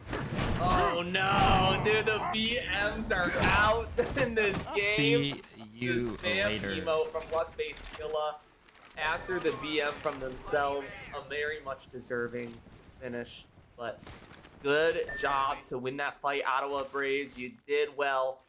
And now we continue on with 14 squads remaining. Here is Kentucky at staging, looking for a peek, seeing some peeps on the bottom, right below the donut on staging. Let's see if they get this peek. Oh, they've moved. They are gone. Kuz are now a little bit stuck and out of proportion compared to his team. A charge rifle hitting against them. And that's York Lions that's going to be playing against them. Gears is really low. So let's see what this team can do as they go and make their leave. Ottawa Braves are finally finished. You know what's funny? Do you know what York Lions really needs here? Rage needs to learn how to play Fuse. Because Red Pain Fuse or Red Pain Seer is actually a goated combo. You know, yeah, I've heard about that. Yeah, because then you get the downs and then you come back and then you cancel with the circuit. So it's like you give yourself that that life protection. It's really good for fighting isolated fights. It may not be well for contention. Also, probably not the best. I love that Octane skin that he's running. I don't know if you follow that. It's the new Octane skin. It's the One Piece. Yeah. Love the One Piece skin. Do you know what my favorite skin for Octane is though? And he's running away. The best Octane skin, hands down, is the Cheetah skin. And I'll be real here. Or Glacial Pace. Those are the top two in my opinion. If you press 5 on the keyboard on the right, it actually does third person. So you heard that here first. Pressing actually 5 or right while observing, yeah, on the numpad. Yeah. It does a third person. Here you go. Oh, and look at that. Now we're taking a peeksies over at Kentucky here on Lava Fissure. Wow, what a nice. But yeah, see, I'm telling you, this skin is awesome. Ripped out, Aaron. I see you. And he's got the heirloom. Respect. Oh yeah, that's me right there, baby. But the only thing I gotta say is his kit doesn't make sense. He's a very aggressive character, but he's running a charge rifle. I played charge rifle R3. On an aggressive Revenant comp, I don't know. You need something. You need a follow-up gun for that close range fight that you have. If Valkyrie had the charge rifle and Aaron had a shotgun instead of that charge rifle, I think we'd be playing in a much smarter position. But good thing he has the iron sights on the R301, not like a 2 or 3 times, keeping it close range when he needs to. I think it would be wise giving Rage that charge rifle, doing a little switcheroo, because we all know Valkyrie's going to be the one staying behind. Definitely. Now, they're just getting themselves some free loot before they make their way over towards Trials. Here is Revival Games, also by landslide, taking their quick approach here, getting some loot themselves. Not very much going on. Now, it looks like everybody looted on the outer ends, and these middle POIs seem pretty much uncontested. Yeah, I really do wonder exactly how this zone is going to be ending. You know, I believe it's pretty center. Actually, never mind. It's pretty north center. Yeah, north center. Are we going back towards we're going camp? back survey camp, epicenter. So we're gonna see some pretty tough positions here. A lot of open space. Epicenter is a really hard one to hold. You know, it really just depends if people want to be playing fragment, going up that hill to epi, or if they want to go play safer and go play survey, or they want to go play Godspot. But the thing is I believe Freeze Unit is currently. It's gonna be a little tough. It looks like we already got a fight over there. Valkyrie dropping on their noggin. A big 142 Sheeny against I Am Lux. And another shot. Oh, Cyril! Or, I'm sorry, Newcastle. Huge 140 on him to knock Mike B getting the finish on Rex. And now it's a 3v1 here on Valkyrie. Trying to find that peak on the final Watson. Does he get the scan? He does. And that is looking to be a finish here. Let's see if he gets the peak. Valkyrie trying to stay alive, but the blue shield just isn't enough. And Twisted Sin is taken out just like that. Valkyrie's game to win here with 12 spots remaining, but they still have a couple of contenders that are waiting for them. Kalinux being one on the shot, dropping immediately on Saws. There is a full kill on him. Valkyrie now looking to be in a 3v2 situation. OSU Black has the chance to finish him here. But with the knock, Valkyrie is very good at staying alive and playing this back. Because you're down doesn't mean you're out. Like, look at that. Blossom about to get knocked, but There it is he looking goes. to be a 2v1 as Valkyrie is the final man remaining. And can Valkyrie find themselves a win, or did they just play too aggressive and found themselves contended, as we said?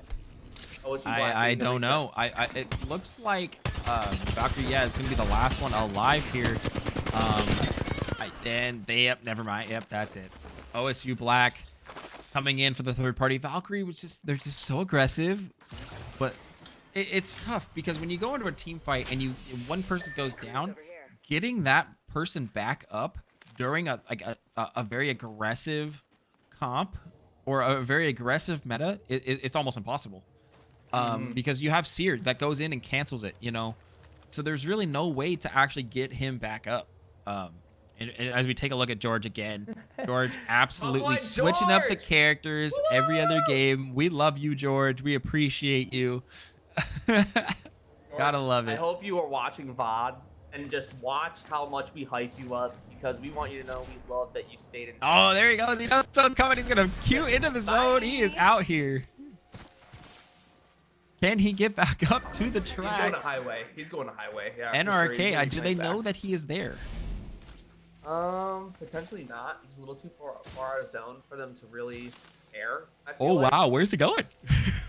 You need to go up, dude. You need to go up to the highway. You need to play. Get into Force tunnel. Survey. Yep. Please. Get those syringes. You're gonna need them. 11 squads though. Let's just watch George a little bit longer. Let's see what he's up to. I love George. Let's just see what my We boy's up love to. some good old-fashioned George, and it looks like NRK is actually going to be rotating. Yeah, so he's out. clear. So he he is home clear. free. He is completely by himself now. He's gonna Gonna queue be out, but he saving has no himself. idea. He has no idea that that other team just Valkyled it away. So he's actually just free, living life, living like a Larry. I'm still alive, but I'm barely breathing. Gotta love it. That I don't believe in. The fact that like you're it just makes sense because he's like we're watching him run. It just, Now I it got just works. time while she's got freedom. Great. But I'm barely. No I copyright, got please. to love it. Imagine we get copyrighted. Oh my goodness. As it looks like Kentucky is going to Valkyrie as well in finding a new position. If we take a look at NRK, you cannot penetrate this position. Oh yeah, when you're playing Caustic, Rampart, it's kind of like it's GG's. If you're holding a building, good luck, honestly. You can tell they practice. So this kind of crypto EMP, right? It comes in and it EMPs this. Does it take down the wall or does it just break the top of it? So it takes down caustic gas. Does it? No. No, it does. Yes, it does. No, so it does take his cans away. So all his cans go away. But I don't think the wall goes down. I think just the top of the wall. Yeah, it just disables them. Yeah. I guess we'll have to see. Is there a crypto right now? No. No. just an idea. No, there's no crypto. Your Skull Piercer playing as blues. Top on the south side or the north side of Climatizer. This is actually a really good position to hold as long as they just don't play really aggressive. You allow yourselves to wait for other teams to fight each other, and then you go for that final peak. You know, you just have to make sure that you're pretty much unnoticed the entire time.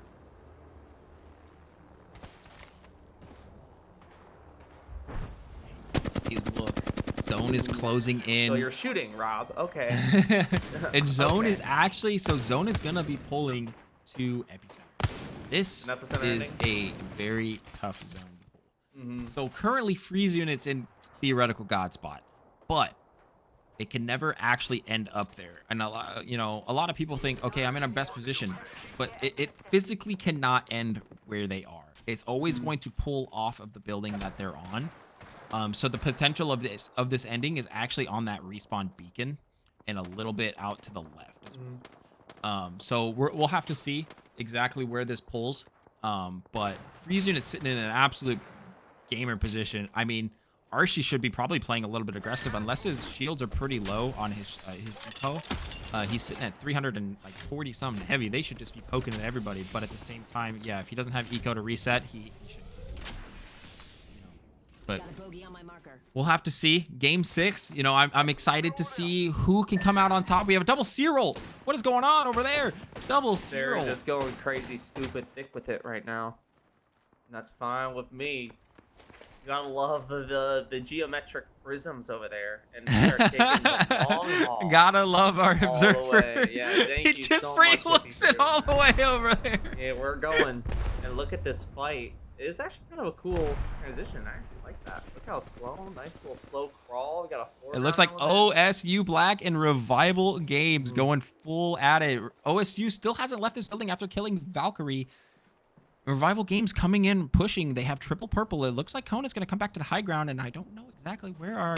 And now our we're guy at went. Lava Siphon, but we're back. And we're back. OSU Black. Kona with the big vaults. Is it a 3v2 right now? 3v3 situation. Kona is sitting on the vault with the controller, so, you know, this is a very dangerous situation. You know, that's a good zoning mechanism, but I don't think it's going to do anything. They're going to be able to get away from that. Now, the question is does Kona call for a Valkyrie? I think they want to play. Yeah, it looks like they're going to Valkyrie, but the Revival Games are going to queue up and absolutely frag Kona. Kona's going to reset. Kona's going to drop. He's got the time to do it, though. Yep, He knocks from Revival Games. They take Kalinux out. They take Blossom out. And now it's a 2-3v1 here. Oh, OSU wow. Black. They caught them off guard very They quickly. that That was a really Horizon good queue timing. was very aggressive and was able to, while going up that Horizon queue, absolutely just destroying Kona. Kona got hit for like 150. It was over after that because then they have their entry. They have so much aggression. They have triple going up the thing, up the Horizon queue. lift. You know, I think it's just called a ground. Look at our yeah. kid prodigy. York Lions, both just Jay chilling. And George. No, George. George dies to zone. George, we're gonna miss you. Brown Apex as well. No, Brown Apex, I believe, only gets 1 or 2 points that game. So they were in, I believe, at that time on the leaderboard, they were 10th place. So 2 points puts them up just a little bit. But you got to remember that other people are scoring points during this time as well. So it may keep them exactly where they are, but we'll have to see it towards the end of the games. Now with 8 squads being around, it looks like Unorganized and SRC Skullpiercer are again the teams to look at. Revival Games also doing huge work right now. Every single one of them has a full stack though, so this game is gonna get intense. Who is gonna be the team to get knocked? Unorganized on their losing shields. 1. Chase from Revival Games being the team to do it. As they're gonna take out Unorganized with ease. Yeah, they are officially eliminated now with 7 squads remaining. Kentucky only I having told 1 you remaining as profits well. on controller. Yeah, I did say that. So And team Kentucky as well, going down to Team Team Inferno Okay. needing that KP, Team needing Inferno- to be in this game. They're in 17th place overall. Currently, they are in 14th. They need 6 points this game. They need it right now. And currently they are sitting at 5. So they're doing okay. They're gonna be all right. But they need a huge game to possibly qualify for finals tonight. As Let's NRK see if is they going can to make give it them the happen. opportunity, as Daniel's going to be actually taking him out as well. That's more KP. So now that is their 6 points. They're up to 7 now. So the question is can that push them? So remember, Brown Apex scored 2 points, so that puts them at 18. Their Team Inferno was at 10. So right now they're down by 1 point to Brown Apex.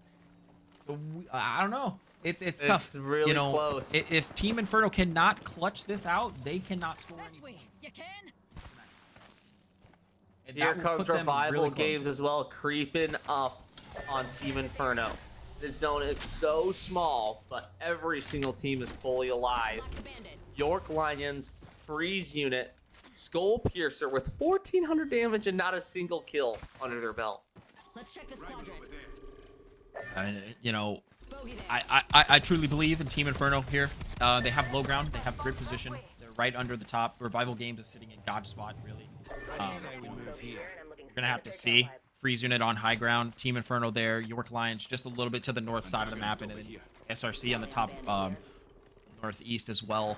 SRC's, yeah, you're right. SRC with that 1,400 damage. What, they got a charge rifle, or are they just out here just not being able to convert those to kills? Like I was saying earlier, remember, when we compared them against, I believe it was another team, they're out there destroying teams. It was Claire City Esports. They were out there putting damage down, but they were not converting them to actual kills. As Revival Games comes in and absolutely is going to take care of York Lions. See you later. I love that iron sight on that. Oh, that is very true. Oh. Wow. Okay. He's got mobile res. He's got mobile res. But it looks like Victor's going to go down as well. And now SRC needs to push on this right now. They have 2 downs, but I think they only know about the 1. Gibeon's going to come down. It looks like the res is going to come up. They're not going to get hit by the rock. Huge Gibeon. He gets the swap. Reaper is 1 shot. Yeah, but that rock, the way the Gibeon was coming down, the Gibeon was coming down from like an angle, but the rock was covering them absolutely perfect. Oh, SRC needed to push off that. That would have been that would have been a free win for them. Now, Revival Games has a high ground position. Well. Here they come. Revival Games trying to get a push on them. No. It's a 2v3. Rob from Target is looking weak. He needs to get some heals in right now. If Want to Be Dead tries to pull back. Prophet getting his shield broke. With 4 squads remaining, it's all up to Revival Games. Breaking 1, doing a big 70 as it's going to be all up to them. Prophet almost having it out, but he gets knocked. Reaper, the only man alive. Skull Piercer's going to try to capitalize on this. With 4 squads remaining, Drop gets the finish, and now it's the final 1. It's Reaper trying to stay alive. Now 3 squads remaining. This is all for SRC. Team Inferno, I believe, is going to score some points tonight. Final 2! And they're going to win this game? Are they going to win this game? Inferno versus Skull Piercer. Can they clutch it up? Can they do it? The more points Team Inferno does, guarantees. If they win this game, they are guaranteed a spot in finals on Wednesday. Can they do it? SRC with the high ground. Clinching. We have a new winner right here, both needing their first win of the night. SRC sitting in 19th as well. Yeah. This is definitely this is going to be awesome. Let's see as it goes. Not Daniel trying to be aggressive here, going for the push. They are anticipating it though. Not being able to connect with the PK. 99. See you later. Target. Another 27. Swap him out. Swap him out. Hitting himself accidentally. That's a 33 on Rob. The bubble comes out. They are going for the push. Warrior is weak. He gets 2 knocks. Inferno. Inferno does it! Oh my god. They call for finals with that. That's huge. Inferno that's absolutely huge. Qualifies for finals here in the final match of the night. Wow. What a finish. SRC Skull Piercers getting 2 second places in a row. They are looking pretty as well, and hopefully they move forward as well. Wow. I don't even know.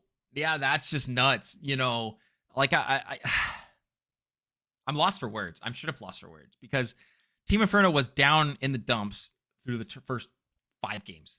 Mm-hmm. They were just not doing well, scoring 10 points, coming in that last game to absolutely just dominate and take that dub and turn it into a guaranteed ticket into finals. Congratulations. That's exactly the kind of gameplay that you were talking about as well, that you wanted to see. There it is, our unofficial final placements here for groups 4 versus 5 here on day 3. Revival Games coming up on top with 81 total points, Unorganized with 76, and then Skull Piercer in 3rd place with 55. OSU Black with 45. Claire City Esports in 5th with 44. Valkyrie in 6th place with 42. Kentucky in 7th with 38. Freeze Unit in 8th with 36. Team Inferno in 9th with 31. And NRK Prodigy in 10th place with 21 kills. Congratulations to the top 10. Ottawa Braves, Brown Apex, York Lions, Twisted Sin, George, and unfortunately SGSU Blue not being participating. Congratulations, GG's to each and every one of you. Fantastic games that we saw tonight here in day 3. Now that only leaves us with one more day of games, Brandon. It is very true. One more day, and that's finals, baby. So, with that being said, is there anything else you'd like to say for the night? I'm blown away. Team Inferno, like I said, they had nothing. They had nothing going in. They had 10 points going into that game. They winning that game put them 21 points up. That's insane. That's literally insane. They were like in 14th, 13th place. They were not doing it tonight. Coming in just from the bottom to the top. Now we're here. Like that's crazy. That's absolutely crazy. Congratulations to them. But the team that blew me away was Revival Games. Again, Revival. Their consistency after game 3, 25, 30 points, fell off in game 5, but then 15. They're just going out killing teams as a team though. They're not going in and winning ones. They're going in and winning 3v3s, and that's the biggest thing, is going in and winning fights as a team and then backing that up with placements, because Valkyrie was able to go in and win fights, but they couldn't capitalize on actually 2 fights again back to back. They couldn't fight off that third party. They couldn't, and then that puts them at a disadvantage, not scoring any replacement points. Yeah. You know what my biggest surprise, not even surprise, but my biggest underdog for the day was the fact that SRC Skullpiercer got 3rd place just off of kills and placement alone. Not a single win, but they got 3rd place. Yeah. And that's something to note. Just being absolute shredders in the absolute field, but not being able to have that final moment. They found themselves in final 2 every single time, but just it was unfortunate events. They couldn't capitalize on that win, but that's A-okay. They got themselves to 3rd place. I think they did themselves an absolute justice today here on the broadcast. And I just can't wait to see what the scores are from our other groups as well to finish off today's group staging. They are all done. of these teams. And all other lobbies are done. Everyone's done. So yes. So qualifiers, group stage, group plays are over. Group play is over. Just want you guys to know, Inner Nerd scored 135 points.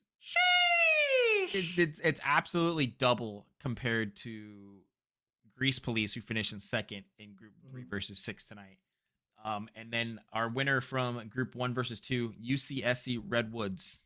Gotta give a big shout out to them. Let's go, boys. Because I remember in Spring Series they were an underdog team, and then they knocked out Inner Nerd and took 2nd place in Spring Series. That was absolutely crazy. Big shout outs to them. Becoming just mechanically better. They're just getting better and better and better. Big shout outs to them. But I believe I got a lot of work to do tonight. So I want to thank every single one of you guys playing in this tournament. You guys are awesome. We appreciate every single one of you. We have a lot of tournaments planned. Make sure you guys go check our website out.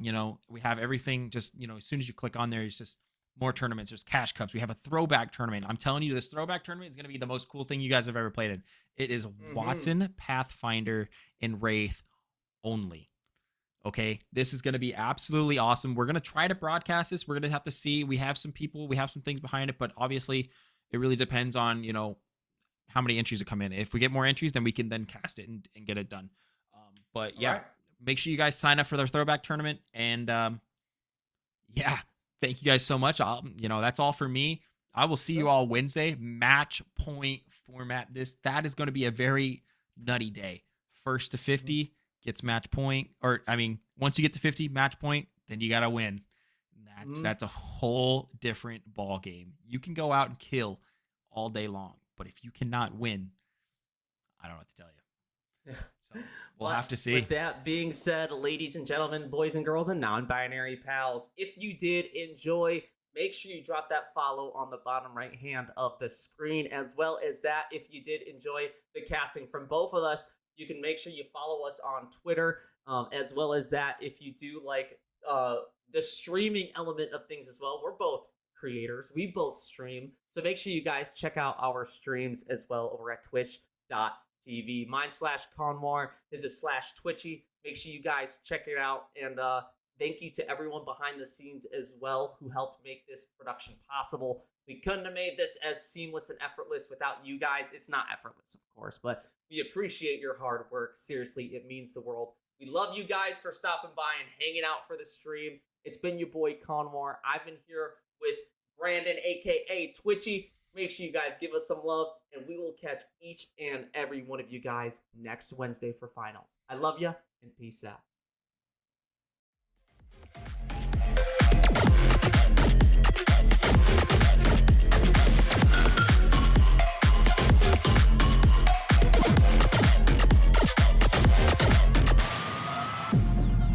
Welcome to a whole new world. Your planet is now under Mid-Ranger's control. Humanity will be exterminated. If you hear this message, do not try to leave. Do not try to fight. Do not try to resist.